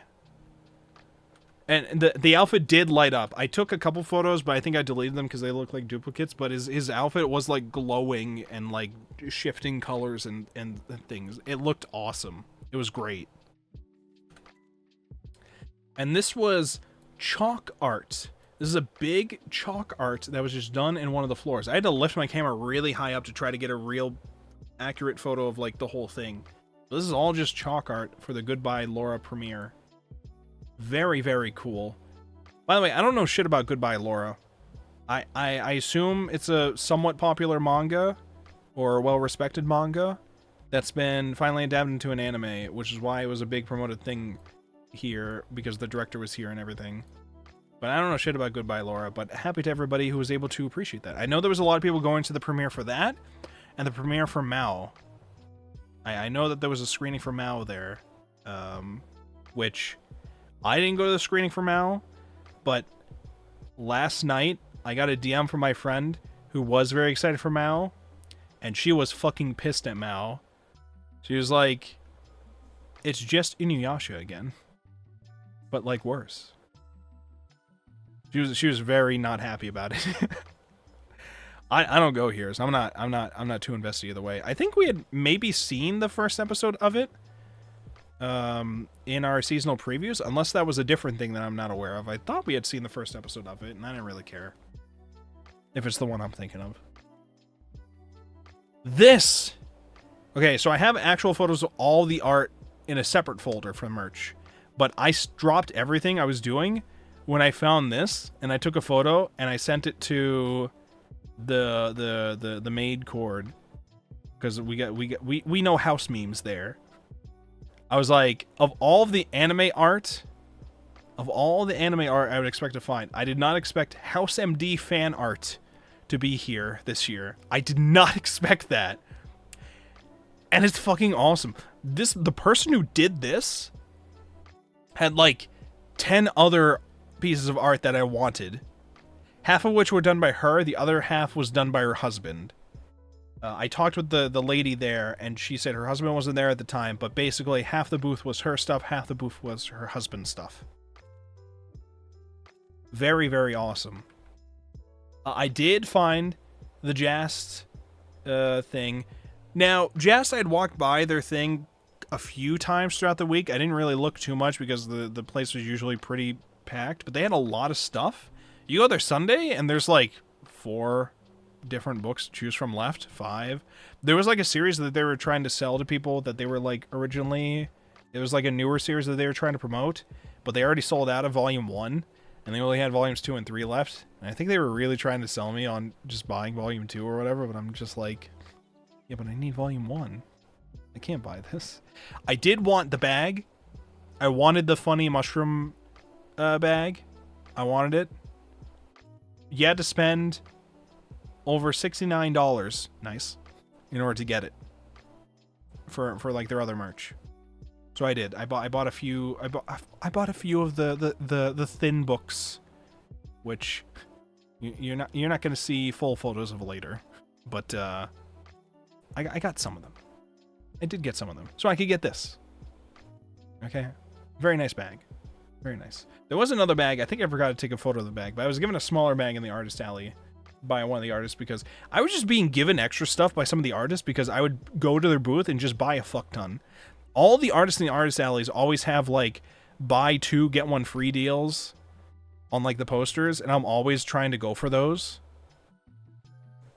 because they almost always have something that I want. So I go to those, and usually I'll buy like a fuck ton, and then sometimes they'll be like, you know, you just bought so much, you want like a free small print of something too, just pick anything. I'm just like, fuck, why'd you do this to me? I don't know what I want. Fuck. There's so many good ones to choose from. That would happen on occasion.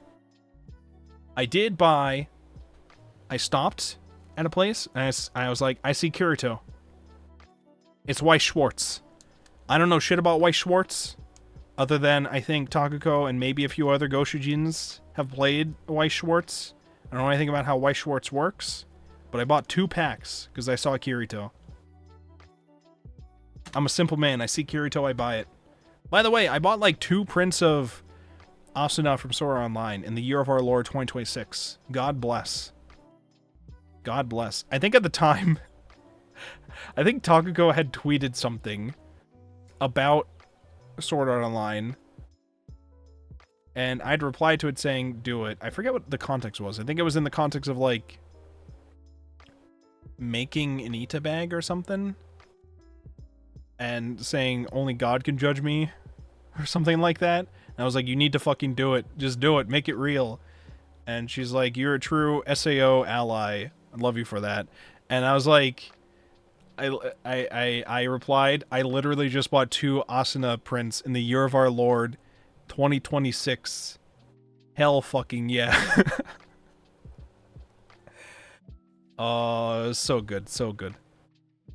We did go to round 1 later.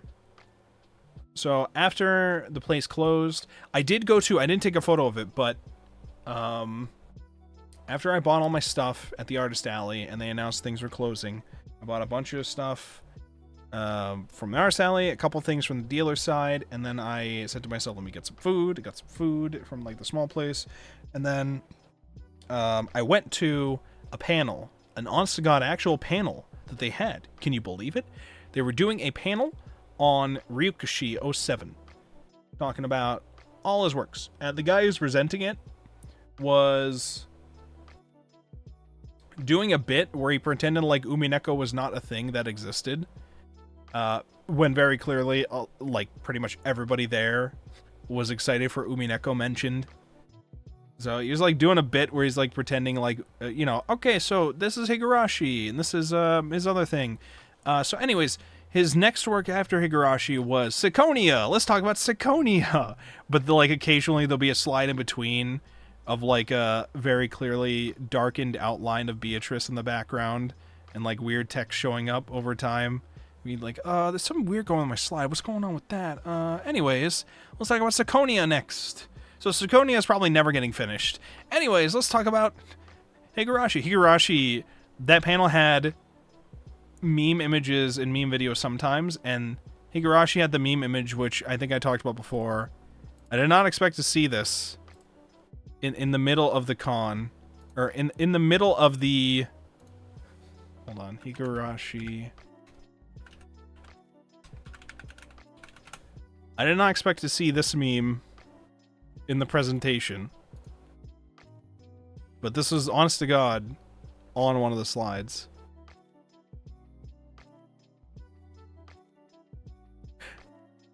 We have to force Femme Keiichi. We have to do it. It's gotta be done. It's gotta be done. I just didn't expect it. I don't have a problem with it. I thought it was very funny, but I just didn't expect it. I just didn't expect it. Hell yeah, fuck it. Guy knows the memes. Eventually did talk about Umineko, and it was very interesting. Very interesting panel. Very interesting to hear a lot of the stuff that was going on with many of these works, and the it was all great. Very interesting. I think I might have recorded the audio for it, or maybe not. I don't remember. Sometimes I go to the panels and I record the audio in my little audio recorder thing so that I could reference it later if I want to like listen back to it for the information again. But sometimes I just get lazy and I don't do it and I just enjoy it. That might have been one of the ones. That one, though, did have like a person sitting in a row in front of me who, it's not a big deal if they're blocking the like panel screen for me to like look at the slides of. It's not a big deal. The problem is this guy was not only blocking it, but he was like moving his fucking head left and right every fucking 5 seconds to like try to get a better angle at the panel he's looking at too. And I'm just like, buddy, I'm just thinking to myself, you gotta chill, please. This is worse than not being able to see the panel at all. You're like giving me hope that I could see the panel and then immediately blocking it again for no fucking reason. Please stop. Please stop. It's bad enough that I can barely see the fucking thing. Please don't do this to me. I didn't say any of this to him, but I was just thinking this to myself in silence. But yeah. So I didn't end up going to closing ceremonies. I had thought about going to closing ceremonies, but I didn't. Instead, I went to meet up with a couple people, and then we went to round 1, which is where I got what you can see here. Some Sailor Moon. I walked in, there was a bunch of crane games at the beginning. I found out I'm pretty fucking good at the crane games. I won these 3. I won a Fat Himmel the Hero, and then I won a number of things that I think I just handed to other people that were there. Most of them I just got on the first try. There were a few machines where it was bullshit.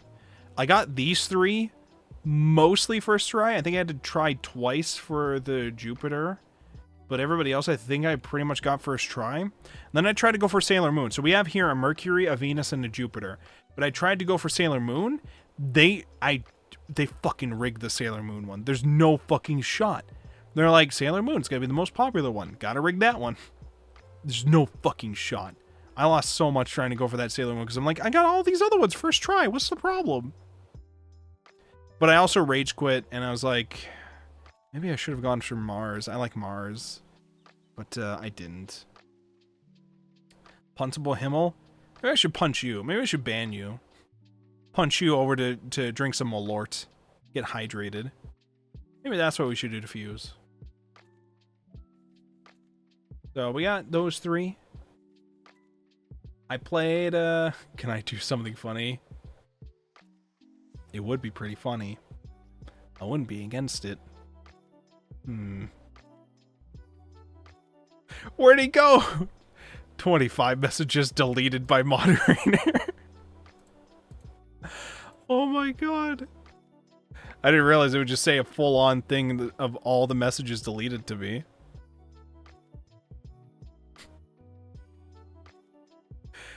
Oh my god. Rip Fuse. This is what you get for punting Himmel the hero. This is what you get. Don't you ever punt Himmel the hero. He's a goddamn hero. He needs to be respected. So anyways, I played Sound Voltage. I played Sound Voltage for a bit. This was... I wasn't used to playing Sound Voltage before. This was fun once I got used to it. I think they had like 2 ReZero songs on there.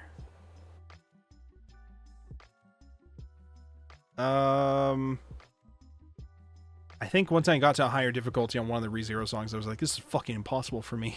Eventually got used to the game. I liked the Sound Voltage. I liked it. I thought it was nice. There was another game that I don't think I took a photo of that Toru was with me when I tried, which had, I think it was like Chrono Circle or something. It was like a rhythm game where like the whole, it was like a circle of buttons and then they all rotate. And that one was kind of fucking annoying. I mean, it's cool in concept. It was just annoying to play and learn the functions of. There was a cosplayer there while we were there. They all what? They all what? I mean, they rotate a little bit. Just a little bit. Just a little bit. I think Obero was also playing Sound Voltage next to me, I think. I was playing my own, trying to get used to the game. I don't know if you had ever played Sound Voltage before. I keep calling it Sound Voltage. It's Sound Voltec. It's Sound Voltec. Valkyrie model.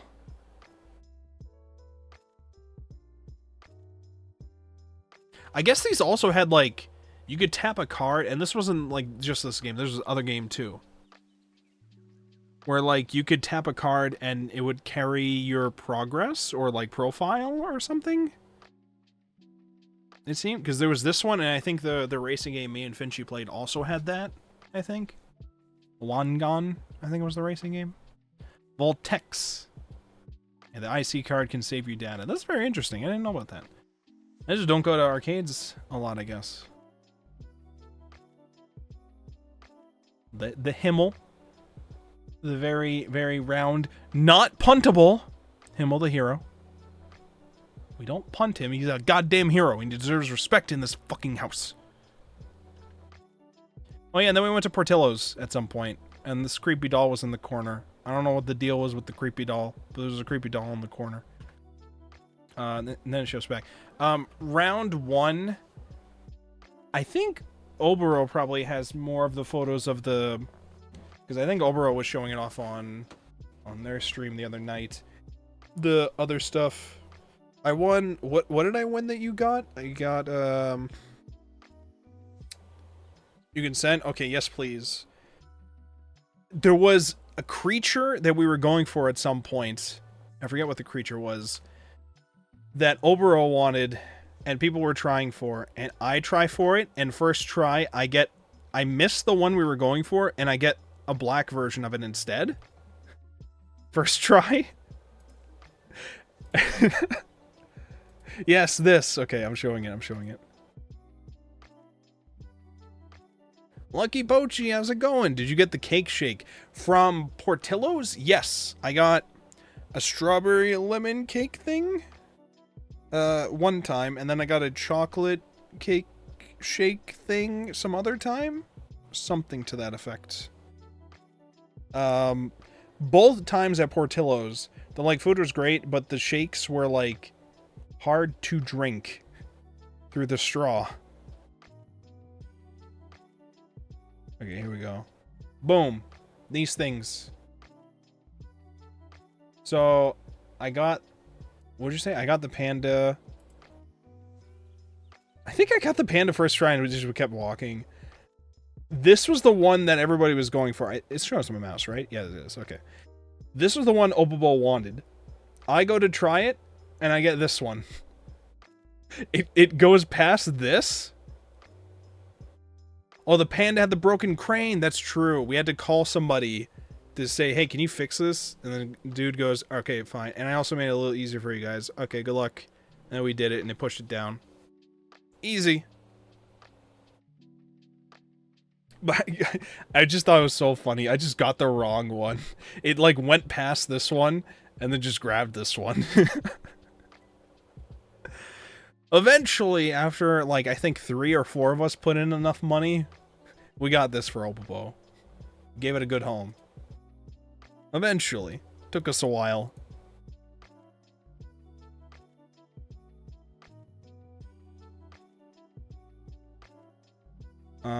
What else?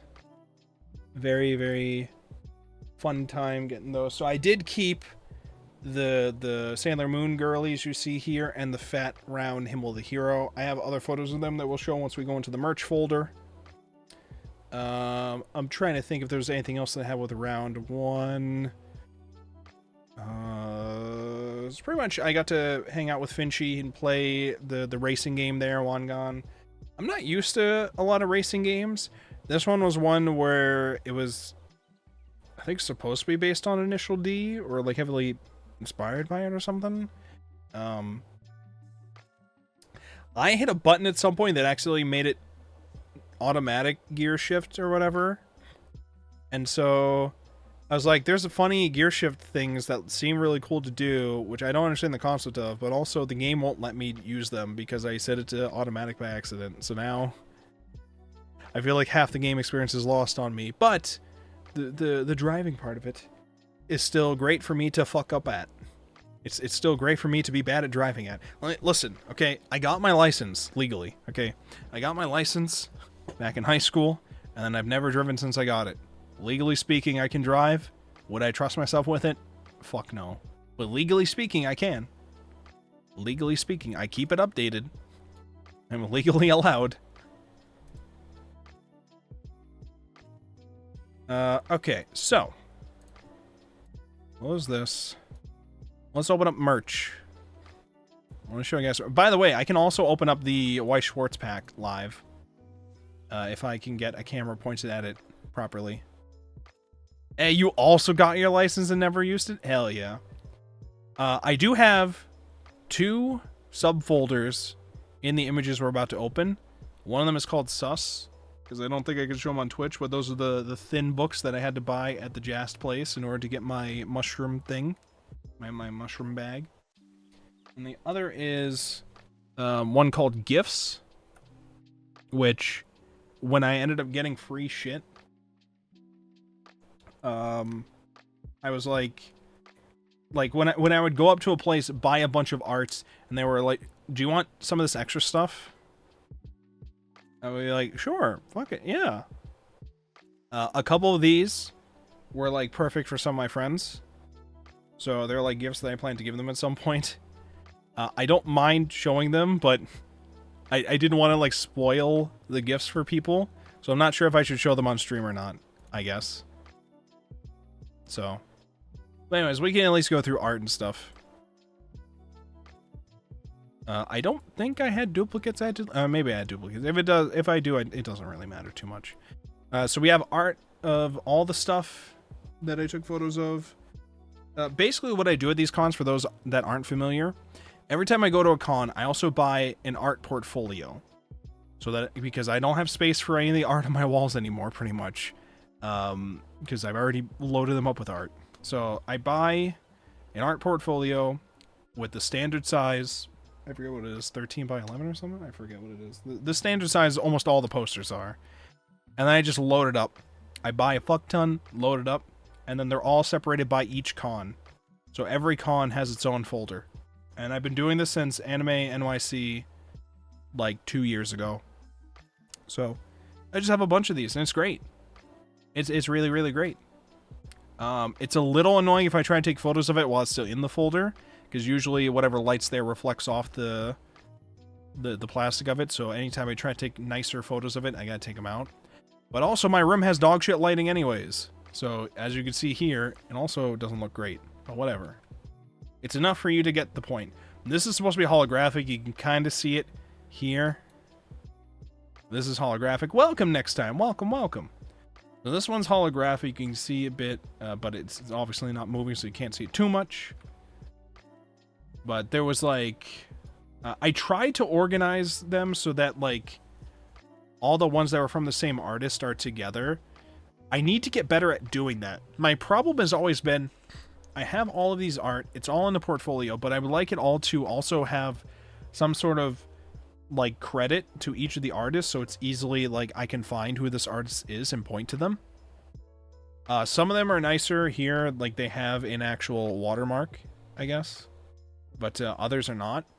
And sometimes they'll give out cards, but I'm buying a bunch of art together in bulk, and then sometimes they ask to put the art inside of the plastic with all the others, and then they get mixed up.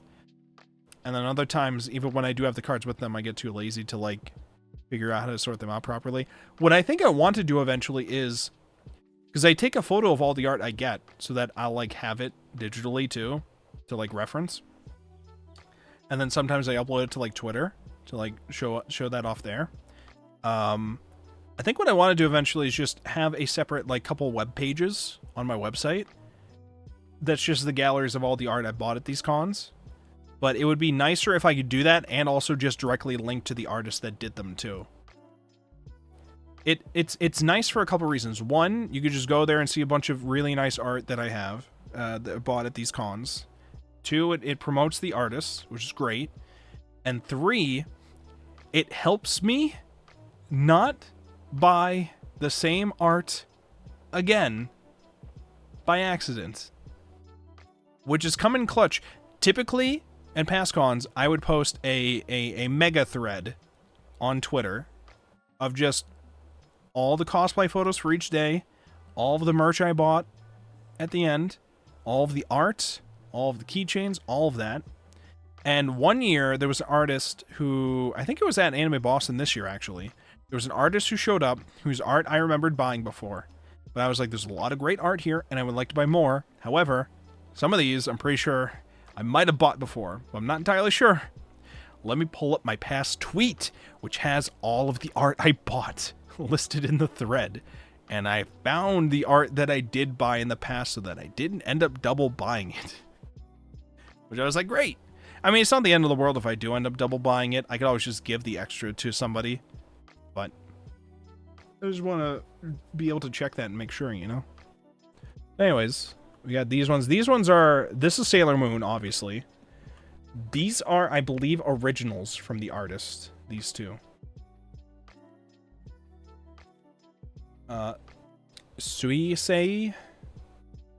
That's her name, right? This is VTuber. VTuber. VTuber. That's the one that Maller always retweets. And so over time I got to see a lot of her design more, and now I really like her fan art. It's great. I see art of this character a lot.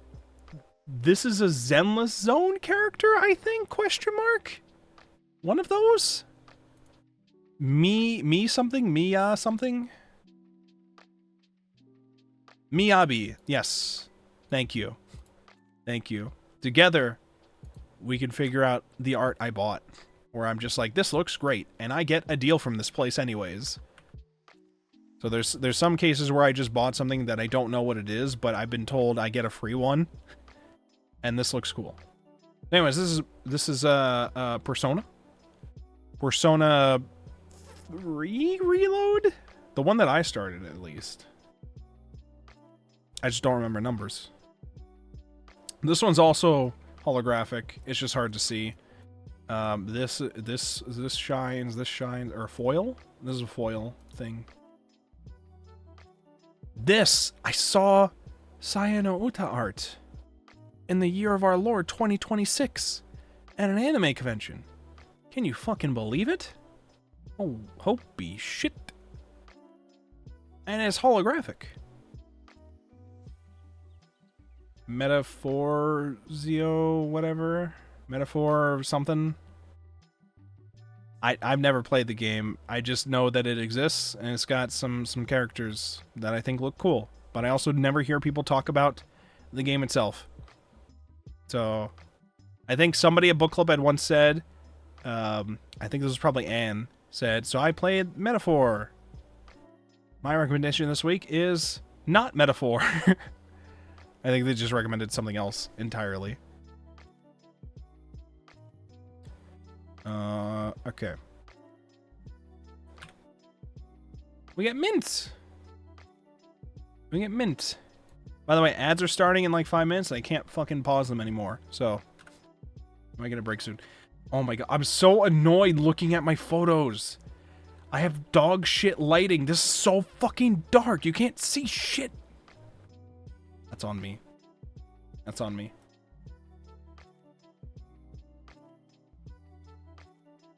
Very, very nice. Money girl. You got Rupee from Goddess of Victory Nike. Nande? Devil May Cry? Holy shit. I think, unless this is some gacha character I don't know of, I think this was this artist's OC. I think. Unless this is a character I don't know about. I was just like, this looks incredible. Yes, please. I also think this was an OC as well. Unless I am mistaken. Very nice. Very, very nice.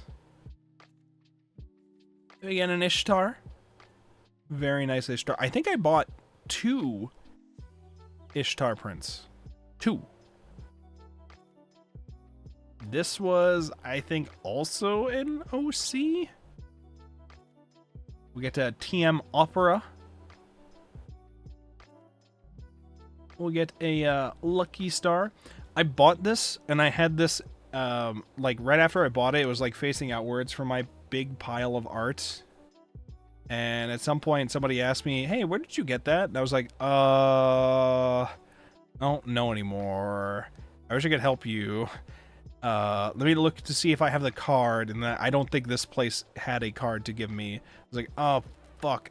Maybe it's like, if you see these pieces of art with it, then you might see it there. It was like in the middle of their stall. I like was trying to give them information, but I was like, it's fucked. I don't know if you're gonna find it. And even if you do find it, they might be sold out now because it's Sunday.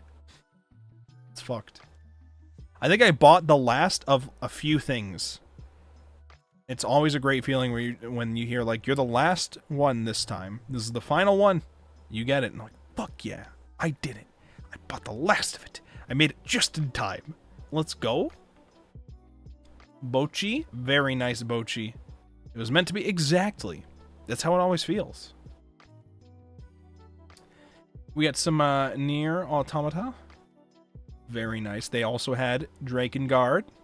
Very nice. This, I believe I was told was... I thought it looked badass, so I was buying it either way, but I think I was told this is from Elden Ring Night Rain, the, like, DLC thing. I think. I believe I was told this was an Elden Ring character. I think this was their original work. I think they had, like, Zodiac Fairies. Was another thing that they were trying to sell, but I just bought this. They also sold this as a desk mat, which looked very appealing and very cool, and I almost considered buying it, but I said to myself, I have like 2 desk mats already. I'm probably getting a 3rd one soon. So getting a 4th is going to be like a lot. I don't know.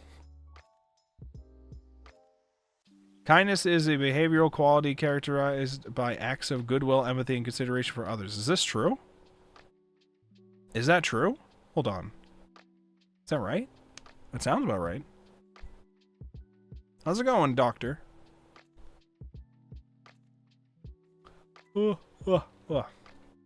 very, very nice fairies. Thank you so much for the follow.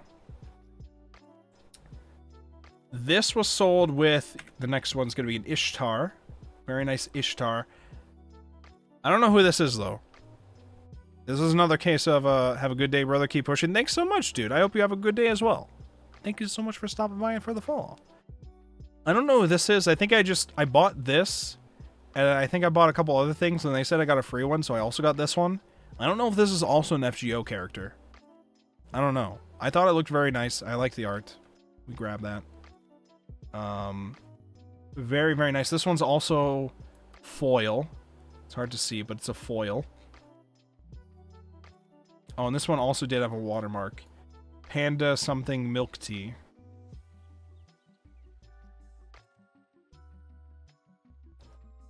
Hell yeah. Look how cute she is. Look at it. Look how fucking cute that is. Fuck. There's the Asuna Prince.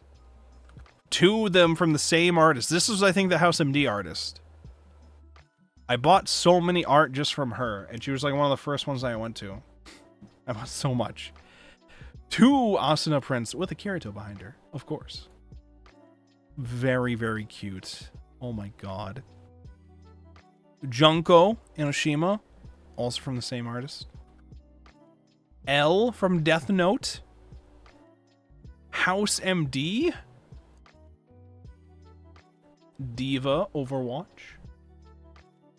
We'll get stocking and panty. Of course, I bought the stocking, and then she's like, you know, we also got panty. I'm like, you do, don't you? We'll take it. Cowboy beep boop. Beep bop beep boop boop. Some of these, like I said, half of these, I think she said, were her art. The other half was her husband's art. I don't know exactly who did which, but I believe she said the Cowboy Bebop was her husband, as was this Yu Yu Hakusho was also her husband. And I think the Evangelion one was her husband. And I think that was it from them. Anything but training. Gold ship. Mood down awful. Training options have been restricted. Very nice. I saw Christmas. I had to buy Christmas. And if I saw Christmas, I was like, let me buy some more things from them. They had Halloween. They had Easter. These are all their OCs, if I recall correctly. Unless I'm wrong and this is something that I'm not familiar with. I could be wrong. These might be from some Genshin thing, for all I know. I just saw Christmas. I saw Christmas. I saw Halloween. I saw Easter. I bought them. And then this was the signed Anime Central thing. There's two signatures on here. At the top, I believe, is the Goodbye Laura director. And the bottom, I think, was the Pokemon artist. I think. Or it might be the other way around. I don't remember. All I know is the My Dress Up Darling director did not sign this because the My Dress Up Darling director signed Sakishi, which will be in one of the other photos that we see. This was also another small print that I got from the one person in the Ars Alley selling Umineko stuff. I got this one and some stickers that we're going to see later. There was other stuff they were selling, but they were sold out, but those are getting mailed to me pretty soon. I've been getting email updates about it. So, I'm very excited. This was the Shikishi I got signed from Yumi, aka U3, the Grisaya artist. As I said, kind of fucking hard to see because of the marker we use, but the marker was intended to sign the flyer that she was giving out that I didn't realize she was giving out. Otherwise, I should have just gotten that one instead. That's on me. That's my L, but it's fine. I got to have a nice interview with her later.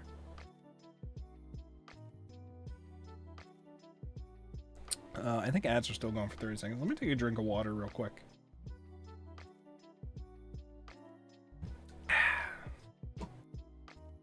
I will at some point open the Weiss Schwartz cards before we end stream, I think, too. You know, I said to myself, maybe I should, like, plan the stream to also have, like, a game or also like do art or something too. Because I'm like, how long could I really talk about Asen? There's a lot of stuff that happened, but is it really gonna go that long? It's been like 3.5 hours. So we had a lot to talk about, I guess. A lot more than I thought we would be talking about. Okay, ads are done. You guys are back. You guys are free from hell. This is the first set of autographs from them. This was the Yumi Grisai artist autograph, Shikishi. This was the My Dress Up Darling director's autograph. Keisuke Shinohara, I believe was their full name. Very, very nice. It was a little awkward when I walked up and I said to the lady before the actual people, I was like, so who is who? I don't actually know who is who from this lineup of people, because there's like 3 of them there. I'm like, so which one is which? So I want to make sure I get Keisuke's things separate. Who is who? They're like, oh, this is Keisuke. Oh, okay, thank you. And then this is a photo I took of like all of the autographs together like this. Very, very nice. And then I tried to do it a little better. There's little Blorbos hanging out by the Apothecary Diaries novels that I have. They're just chilling. The big Himmel hanging with the Sailor Moon girlies. I'm a big fan, for those of you, everybody's wondering, of course, who is your favorite of the Sailor Moons? It's Mercury. So I was very happy to get Mercury. I like Sailor Mercury. I did fan art of Sailor Mercury once. I think it came out okay. Better than I thought it would. This is what the uniforms actually look like. It was hard to... They're very cute in person, but try and take photos of them. You either just get, like, the face or this. So it's hard to get, like, a very nice photo of them, I think. But this is what the outfits look like on them. Big Himmel. The blur was all fucked, but here you go. A bouquet of Blorbos. You're just hanging out. This was the program guide they were giving out. I don't know why my light is reflecting there like that. But, well, I was looking at this like, are they... I will say, I think somebody else had mentioned this as well this weekend, because there was concerns about them using AI through, like, their vendors. And somebody also thought that the cover also looked AI. I'm just looking at this now, I'm just like, so are they on the roof, or are they in a classroom? There's, like, a cafeteria table here, but we're also on a roof, somehow. So I'm like... Where are we? Are we inside? Are we outside? Are we just combining the 2 different settings?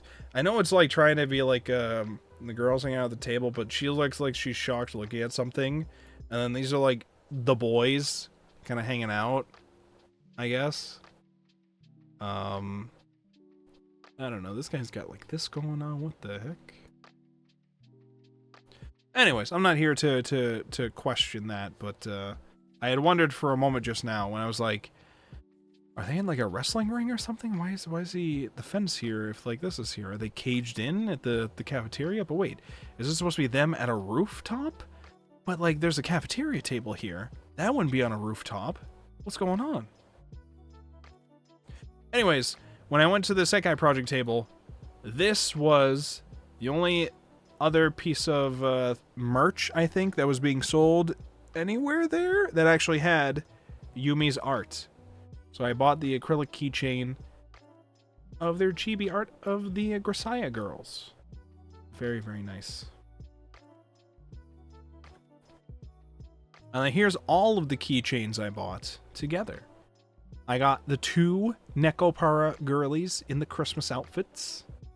These 2, I didn't know who these were. I bought one of the gacha things, a little like gacha bag from one stand, and they said there's going to be 2 characters in these that are going to be from one of my acrylic things. You want to play the gacha? I'm like, fuck yeah, I want to play the gacha.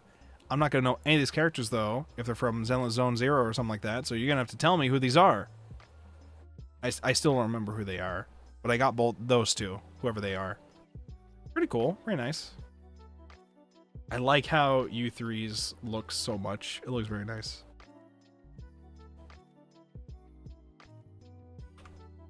The Weiss Schwartz pack. I got 2 of them. Here was the stuff that the Apothecary Diaries meetup was given out. They got poison, and this is poison. And then this little mushroom clear sticker. I was trying to look for a funny moment to use the got poison, and then it never really came up. I thought it was very funny though, so I didn't really want to waste it on my own badge. I thought it was nice. Alright, these are smaller art prints from this artist from before. Panda and Milk Tea. Pandan Milk Tea. Pandan Milk Tea. She gave me free little things too. Pandan Milk Tea. Very nice arts. I bought a lot of art from them. This is also from the one Umineko person.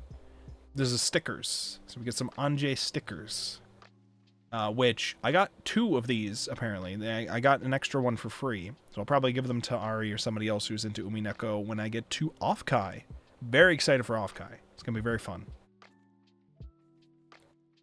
This, I was trying to get a nice little central photo of some key things that showed up. Maybe I should have put an acrylic thing in this. I like to try to do some photo that more so encapsulates a lot of the experience, showing like the badge and the program guide and like some things I got.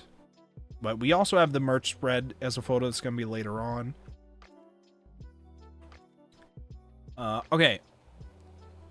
Some of you know I'm a fan of office ladies. Just a little bit. I like office ladies. They're very nice. I like their attire. I like how they look. I like the glasses. I like the work badges. It's nice. It's very, very nice. I think it's cute. I walk up to one of the places that has a fuck ton of like books and art books and doujins or whatever, and they have different sections for different categories of things that you're interested in. And I go, do you have an office lady section?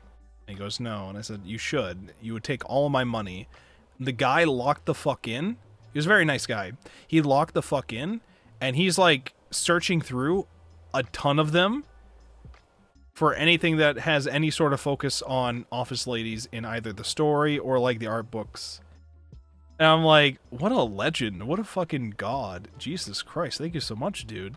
And he finds a bunch of, he eventually finds this collection from one of the artists, which some of these artists that he found, I was already following on Twitter. I see their art a lot, and then I forget what their actual artist name is. I'm very bad at that. I recognize the art style from a lot of them, but I'm very bad at actually remembering the names of the artists. I need to get better at doing that. But this was one. He found these 3, and then he found some more from this artist too. Very, very nice. It's all from the same series. So it was volume 1. These are just art books of the different girls' designs. So these are just art books of different like designs and OCs of the office ladies. And so it's volume 1, 2, and then 7. Not a big deal that we're skipping parts or whatever, because it's art book reference stuff. However, slight mistake that I didn't realize until later.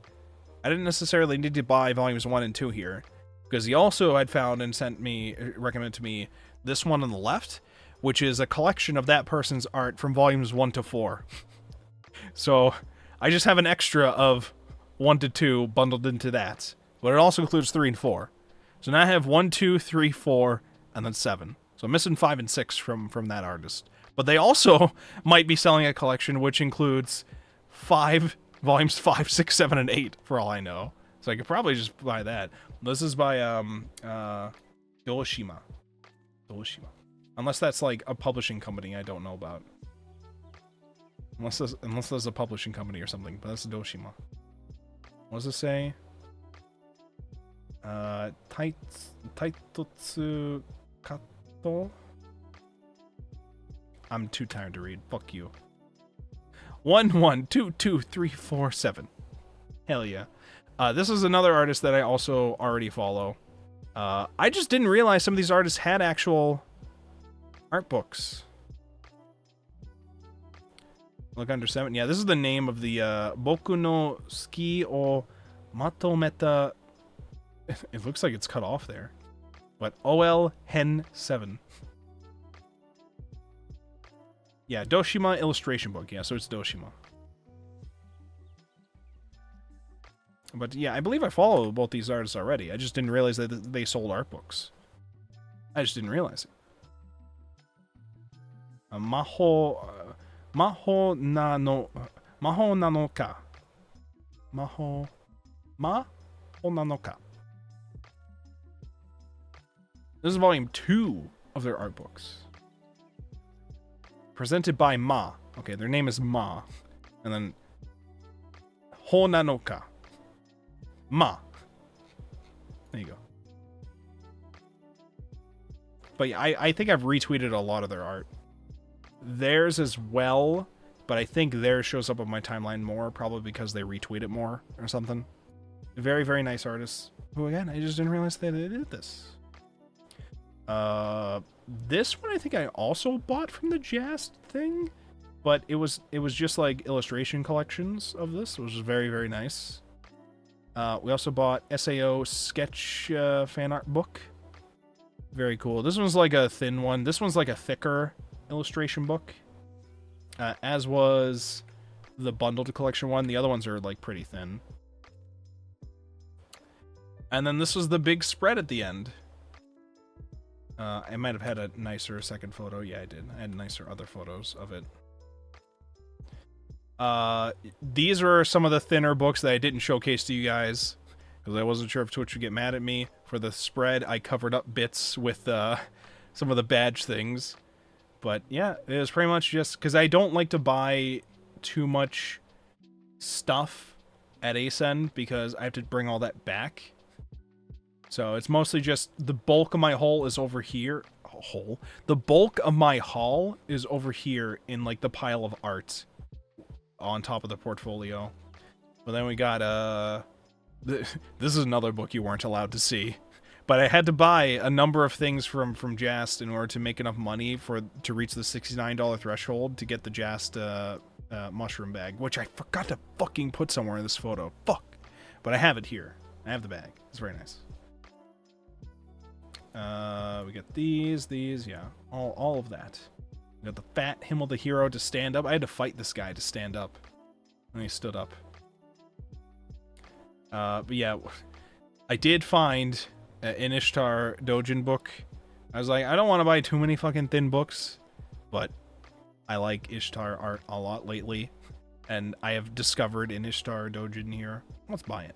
Fuck it. Hell yeah. And then we get some OLs.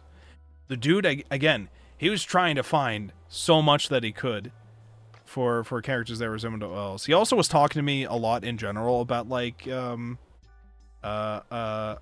just interest in general. He gave me a speech at some point all about how he really liked Karin from Blue Archive, which I was like, based, good choice. So yeah, it was a great time. It was really great to be able to get all this stuff and to be able to actually take it all home without too much issue, because Fat Himmel the Hero was giving me some logistics issues with one of my bags. But eventually it all worked out, and I was able to pack everything perfectly, and then I was able to come back home and bring all my stuff with me. Hey, you guys want to, unless there's other photos in here, I don't think there is. No, there's just, hey, you guys want to see me pull some White Schwartz cards before we end stream? Let me, see if I can set this up without, oh wait, there is one video I guess I could show too. I don't remember if I have audio that plays. I don't remember if I have audio that plays, but I did record this as well.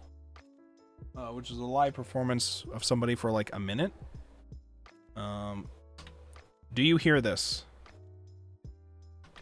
I'll turn off my chill music. Do you hear audio? When I played that? No? Okay, I can fix that. I can fix that.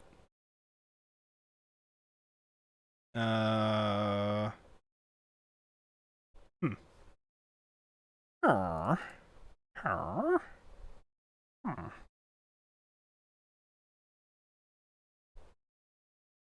is gonna be more annoying of an issue than I expect, maybe. Oh wait, you know what? Hold on. First of all,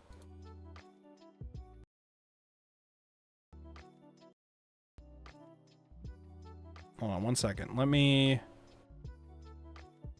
studio mode, and I'll check out the. I have a scene, which is supposedly meant to share my desktop itself, and has a separate audio setup for that. Let's try it. Alright, we're going to switch to the scene and hope everything is not dying here. If I can ever find it. Okay, well, I'm not in the scene. I don't even know if you guys can hear me. Okay, well, that's a bit of an issue. What if I go to the game scene like this, and then I show my desktop here? Maybe that'll work. Maybe. How about here? Can you hear that? You can hear me on the previous scene? Okay, well that's good. Can't hear here. Okay, so here's what we'll do then. Not that. We can make things work here. We add audio capture. VLC player. Create new. What? Properties? What the fuck? Here you go. But I gotta make sure you guys can hear it, and then it's at the same volume as other things. Where do I find this properly? Advanced audio properties. I didn't think this would be a whole thing, but apparently it is.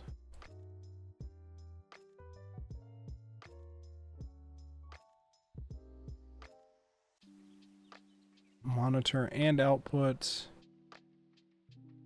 Okay, no, monitor off. And then put it on those tracks. This might be loud at first, but we'll workshop it if it is. Can you hear that?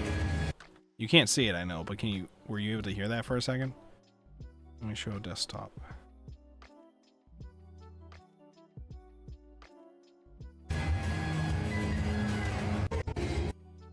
Okay, is the volume good or is it fucking loud? I'll assume it's fine. And I'll also turn off my BGM. There you go. You get like a minute of this person performing while I try to get a camera pointed properly for my polls. Where the fuck is my tripod?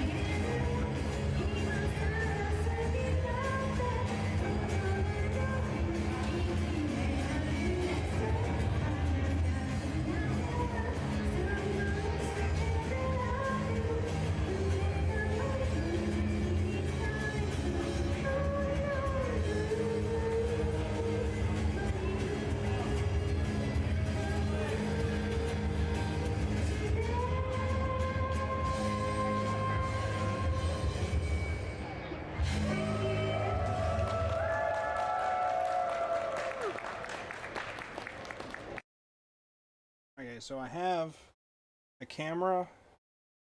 I was going to try to just set up my web camera to point at it, but bit of an issue. I guess I could point it at it. Okay. I was going to try to connect it to my tripod, but my tripod does not have a thing which my actual webcam can screw into. My actual camera can screw into it, but my web camera does not. So, we'll turn off this thing, put back on my VGM, turn off this, close that, and we will...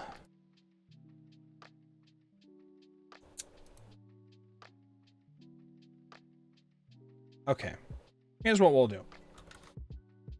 I'll just manually hold it, as God intended. Because I don't have an actual tripod thing for this. Oh wait, I have a stack of books here I can just put the webcam on. We'll just do that. We'll try this. We can make this work. All of this is just to try to get me to not have to fully set up my entire DSLR camera in order to do this process. It's probably a mistake to try to not do this like this. And I probably should just set up... You know what? Fuck. Alright, fine. Fine! I'll set up the camera. As long as I can get my, my cables to plug it into the USB, we should be good. Oh, I don't have the SD card. I need to get the SD card out of my computer. There's a whole thing just opened Weiss Schwarz cards, okay? Hope you all appreciate this. My polls better be good. I don't even play Weiss Schwarz, so you better tell me if the polls are good. Are Weiss Schwarz cards even worth anything? Can I make money if I make good polls?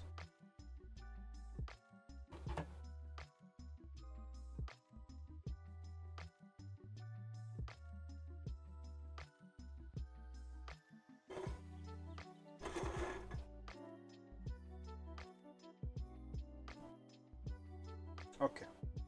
Put the camera in here.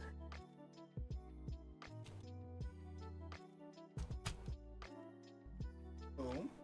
Okay, good. Point it. Oh, ow, my fucking hand. Rude. Rude ass camera. Oh.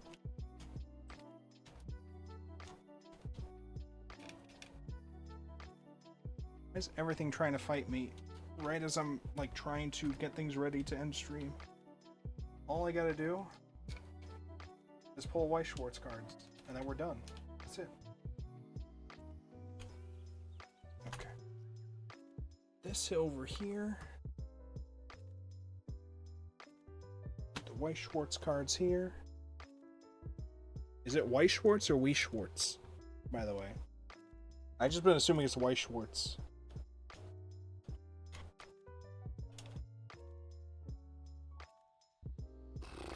Okay.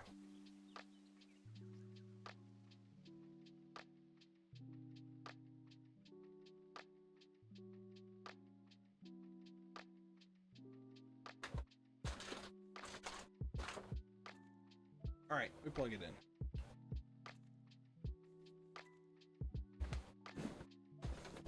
Okay, hello, hello, hello.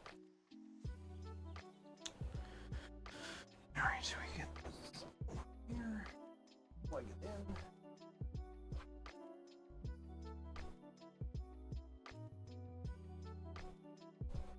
Okay, and then the other end plugs in on the camera, and then we just turn it on, and we're making sure we point at the Weiss Schwarz. And we're good. Oh, come on, come on, come on. Oh, come on. This way? Or is it over here? There we go. Okay, we turn it on.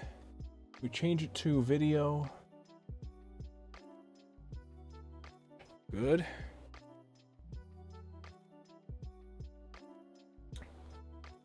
Go to studio mode. I don't know if studio mode will actually show it in this scene or not.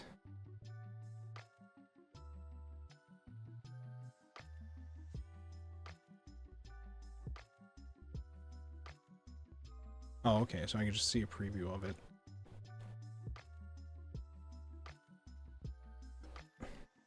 Oh, shit. You guys don't get to see my medical appointment cards.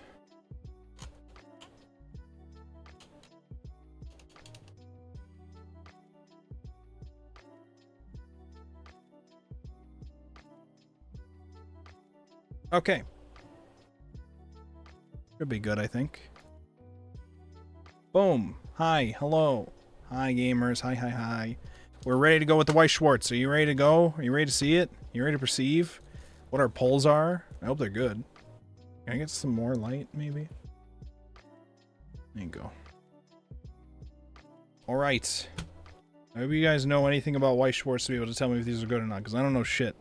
I don't know anything about how White Schwartz works. I haven't even looked into the rules at all. I just assume whatever I have here is not going to be enough cards to play. Probably. Alright. First pack of our two. Can I just open it like this, or how do I properly open it? Come on. Come on. You can do it. You can do it. Fucking hell, dude. Come on. Come on, England. Score some fucking goals. Okay. Ah! Ah! Okay, we're in. Oh. Oh. I think when I pulled it and it had Kirito on the cover, I kind of just assumed that that was like the current collab release thing, and not that the entire pack would be SAO characters, but so far we're doing good.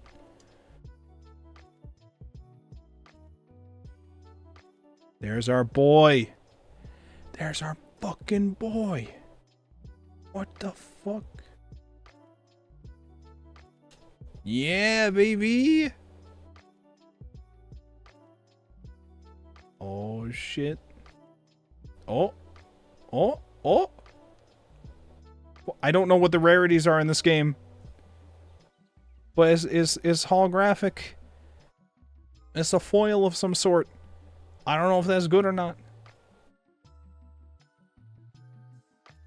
On this. We got this. It's shiny. But I also assume that you probably get at least one of these in each pack, so I don't know if that's actually very good or not. But it's an Asuna. And that's all that matters. Right? I'm not dumb. This is Asuna, right? Pretty sure that's Asuna.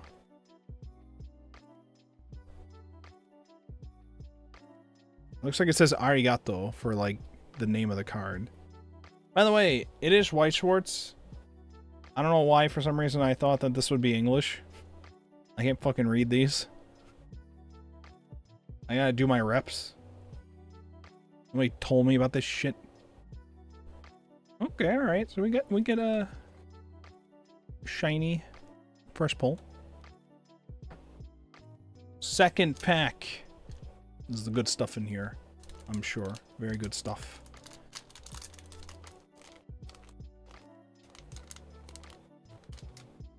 Eh.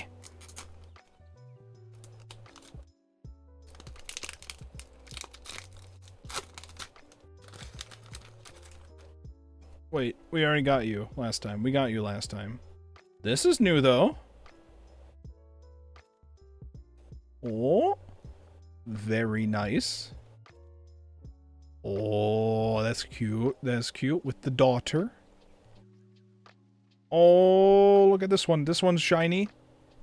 This one's shiny, and it's far before the end, so it makes me think that, like, this is, like, a bonus meme. It's actually, like, really shiny, actually. All the things are, like, moving. What's going on here? How rare did we get? This is where we find out we're pulling, like, cards that are worth, like, thousands of dollars and don't even realize. Because everybody's paying a lot of money for White Schwartz cards, right? I don't even know what that says. What the fuck does that say? Code something. It's like reflected in the eye, so it's like the words are backwards. System alert. This one we got before. And this is another holographic card. So assuming based on getting this and the other ones, this is Alicization. I'm assuming you get at least one of these in every one. But getting this other one in this pack... This one's nice too. Getting this other one in this pack tells me this is special. How important, how special, I don't really know.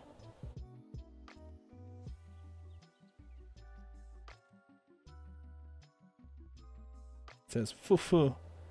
Konna something. I can't read the rest. Oh, Sonna. Sonna something. I can't read the rest.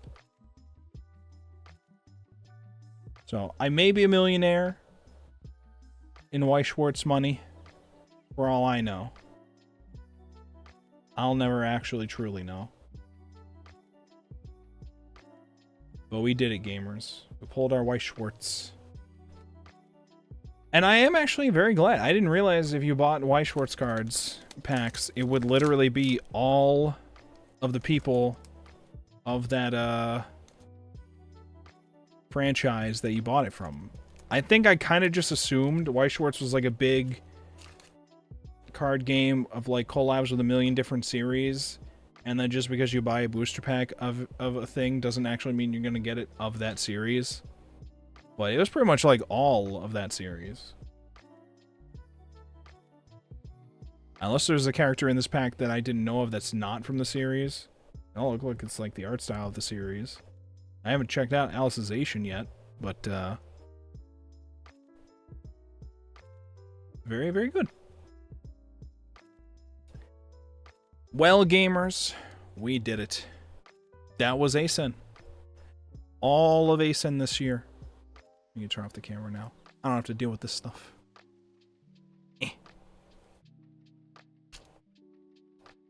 So, yeah, I think overall, ASEN was still an amazing time. I was very glad to be able to hang out with people. I was glad to be able to host a meetup with some people. It was nice to go to Portillo's. It was nice to get some autographs. It's just great. Chicago is like... ASEN is a very fun time. More so because of the people I get to hang out with. But even the convention itself, it has like a lot of very cool guests every year that they get. And they have the cool events like the Idolmaster concert, which was like an incredible thing that a lot of people were coming from all over the place to go see. And like, it was great. It's a good time. So thank you for everybody for hanging out with me during that weekend. If I did get to see you, and hopefully I'll see many of you next year, or some new people I might see next year as well. Hopefully, I don't know. All I know is for me, I'm here every year at Anime Boston because it's my local con. ASEN is also a very fun yearly trip to go on now. But then this year, I'm also going to be trying Offkai for the first time. So I'll be at Offkai in July. This is in July, right? I believe it's in July. So if you're going to Offkai as well, you got to let me know. You got to let me know so that we can hang out and meet up. And then go to Portillo's. I don't know if they have Portillo's over in San Jose, but I'm very excited for Offkai. I don't know what to expect for Offkai. I've only ever really been to anime conventions, so I don't really know what to expect from a VTuber convention. I don't really know. Again, I only really got into VTubers like a couple years ago, more so. I knew about the HoloLive people, but I never really watched them too much. And then I got into Takako streams like a couple years ago, and then I got more familiar with like indie VTubers since then. So there's a lot of like guests going that I'm just like, I don't know VTubers enough to know who these guests are, but everybody else is saying that these are big guests, so yay. Happy for them. Again, it's another con where I'm mostly excited to hang out with my friends there. There's a lot of my friends that are going that I've never met in person, but I've known for many, many years. And now we finally get to meet in person. So I'm very excited for that. It's like anime convention, but VTubers. It's mostly the same as an anime convention. Okay. Very, very interesting. Well, I will be there. So it will be an interesting time. I don't know if I'm going to go as press. I can apply to go as press, but I don't know if I would want to. Because I'm just thinking to myself, like, I might just want to chill more. I did already buy my badge anyways. So I'm just like, I don't know if I would interview anybody there. And I'm probably going to take photos of cosplayers, but a lot of the time just posting all the photos isn't necessarily what some of these places want for the coverage or whatever, but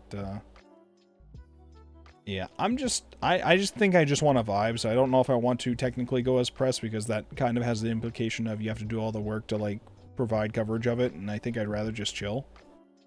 So, and I do still have to do the transcription and publishing of the interview I got from Mason. I have transcribed the interview that I got with Natsuhyuka at Anime Boston. I just have to finish editing that, and I can post it, and then I also have to finish transcribing, because I started transcribing the interview I did with Yoko Kanno at Anime Boston, and then publish that. The Yoko Kanno and Natsuhyuka one are kind of less so my priority right now, because other people who were also at the press outlet press conference for it already published their ends of it. So I'm just like, I guess there's not too much of a rush for me to publish it now, because they already beat me to it, and now I don't know how I feel about that kind of event as a concept, because that's just like, I went to it and I could publish it, but if other places are publishing it first, and it's just all of our words together, it's like, should I even bother? I don't know. But I mean, I still will, I think. Because why not? Free content. Anyways, that's A-Sun. And what else do I have? Do I have anything else to yap about? I don't really think so. I think that's pretty much. I do want to try to get a number of things in order with some tasks that I have currently. We will probably, again, I said this towards the beginning of the stream, you'll probably see me streaming more Mahjong and or Melty Blood practice in the coming days, because in like the next month we have both a Mahjong tournament, the Pride Month Open tournament, and Takako's Melty Blood type Lumina tournament that we want to get involved in. So the Melty Blood is what I'm more concerned about, because I'm going to be doing a lot more. So I'm going to be doing a lot more practice of that, more so than Mahjong, I think. Because I think I have a pretty solid understanding of Mahjong, at least. But fighting games are still a thing. We get to see Koma Gaming. I hate... Fuse is a disgusting Koma player in Melty Blood. Gross. Who does that? It's like loading up Tetris Attack and playing on 1 speed. That's what that is. That's what Koma players are like, I think. Fair and honest character, if you say so. Hold on, I think there was other messages about Off-Kai. So what's the same as an AnimeCon, at least from what I hear from friends that go, well, that was a pretty much a correct assessment. Oh, okay, I see. Panels range more to either technical subjects, live art, VTuber gushes about subject, and live shitposting. Ooh, interesting. I'd be very interesting to go into, like, panels there that talk about, like, some technical stuff and or live art stuff. I like going to some of the live art panels that people do, so I can get, like, a look at somebody else's process for art, so I can learn more from them. And also usually they like it. They're open to questions, so you can ask them some questions about their stuff too. That's pretty nice. Okay. Tomorrow, I don't know if I'll stream. If I do stream, it's probably... If I stream, it's probably going to be slightly earlier and have to end at around like 8 o'clock. Because I think that's when we're continuing Chainsaw Man with the Anime Club and Takako server. It's either Chainsaw Man or ReZero. I forget which one we're currently doing on Sundays. I think we're finishing Chainsaw Man tomorrow. The first season. I think. Unless I missed a week where we finished it. So if I do stream tomorrow, it'll probably be early on. It might be more Dark Souls, or it might be Steins Gate. One of the two. I'm not entirely sure yet. I will try to make more progress on those, instead of just immediately jumping into Melty Blood. If I don't stream, probably just assume I'm practicing Type Lumina. Probably just assume that. Most likely. Monday, I have the day off from work. It's a holiday Monday. You know what that means? It means I'll probably sleep in and then miss out on the opportunity to stream earlier in the day. But in theory, I could stream earlier in the day instead of work time. I could be streaming things early on in the day. In theory, I would like to take advantage of that, but we'll see what happens on Monday. Tuesday, I have the dentist, and then I also have to. I'm seeing the new Star Wars movie. So, a number of factors, especially the dentist factor, probably means that I'm not going to stream Tuesday. Wednesday, I think I might be busy with the usual. I do my Japanese lesson, and then I get busy afterwards, so probably not Wednesday. Thursday's book club. We're finishing up the Massacre Arc of Higurashi for the manga this week for book club. And then Friday's probably going to be game night. Actually, I think we don't have game night. Oh, no, we do have game night this week, I think. And Saturday. Okay. At some point, we have to continue our book club watch parties. We are now at a point where Dorohedoro Season 2 is not done yet. So the next thing that we'll be watching will be the next season of Sailor Moon. We finished the original show, and now I think we go to... Was it Sailor Moon S? I forget what the second season was. I think it was probably S. We'll be watching that in the Discord if you're interested in that. You can find the Discord info there. That's also where you can go if you want to join in on the book club shenanigans. Over to there. Anything else? I will try to also get back on track on actually posting a schedule. I didn't bother posting a schedule for a while because I ended up too busy to really stream more than just book club some of these weeks. So it's like, this feels weird to post a whole schedule for that. But now I can get back on track for it. So we'll get going with that. So I'll try to get better at that again, and we'll keep going with things. So thank you so much, everybody, for coming to hang out. Let's see who's around to raid. Let's just go say hi to somebody. I think. Who do we got here? Oh, Oyasu, thank you for hanging. I appreciate you. It was very nice to see a number of people in here that were also there during the ASIN trip as well. Very, very nice.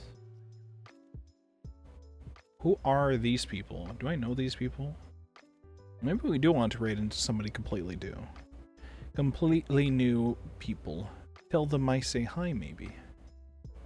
I don't know.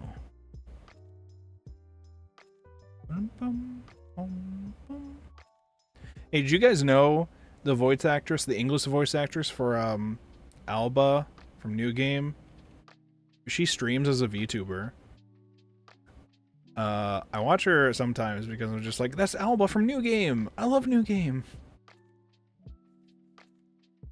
But I always forget sometimes what her actual name is. Because it's like Alicia VT, but it's like similar to like 3 other VTubers I think that I follow. So I get a notification and I'm just like, oh shit, it's the Alba one. And it's not the Alba one. I'm like, fuck, wait.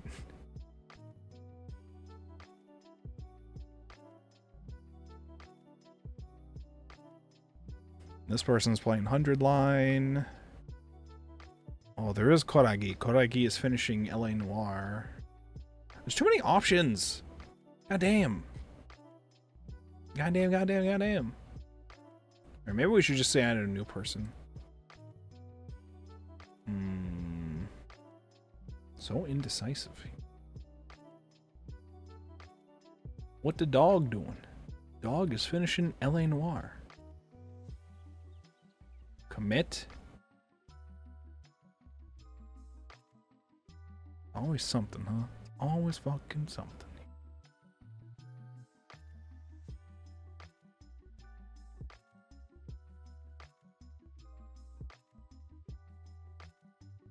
What did this say?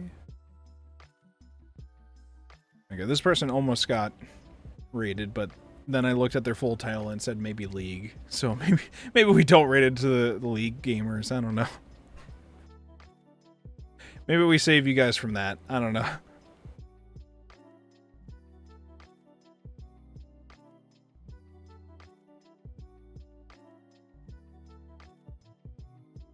League of Legends. Your Honor. League of Legends. Death. Alright, never mind new people, I guess, because apparently everybody's either playing League or I don't even know. We're just gonna raid into Okay, let's say I had a Kuragi. The finale of LA Noire. Kuragi's on the case. I believe in them. Thank you so much, everybody, for coming to hang out. I appreciate you all. And I'll talk to you maybe tomorrow, if not Monday. Goodbye, gamers. Bye-bye. Bye-bye.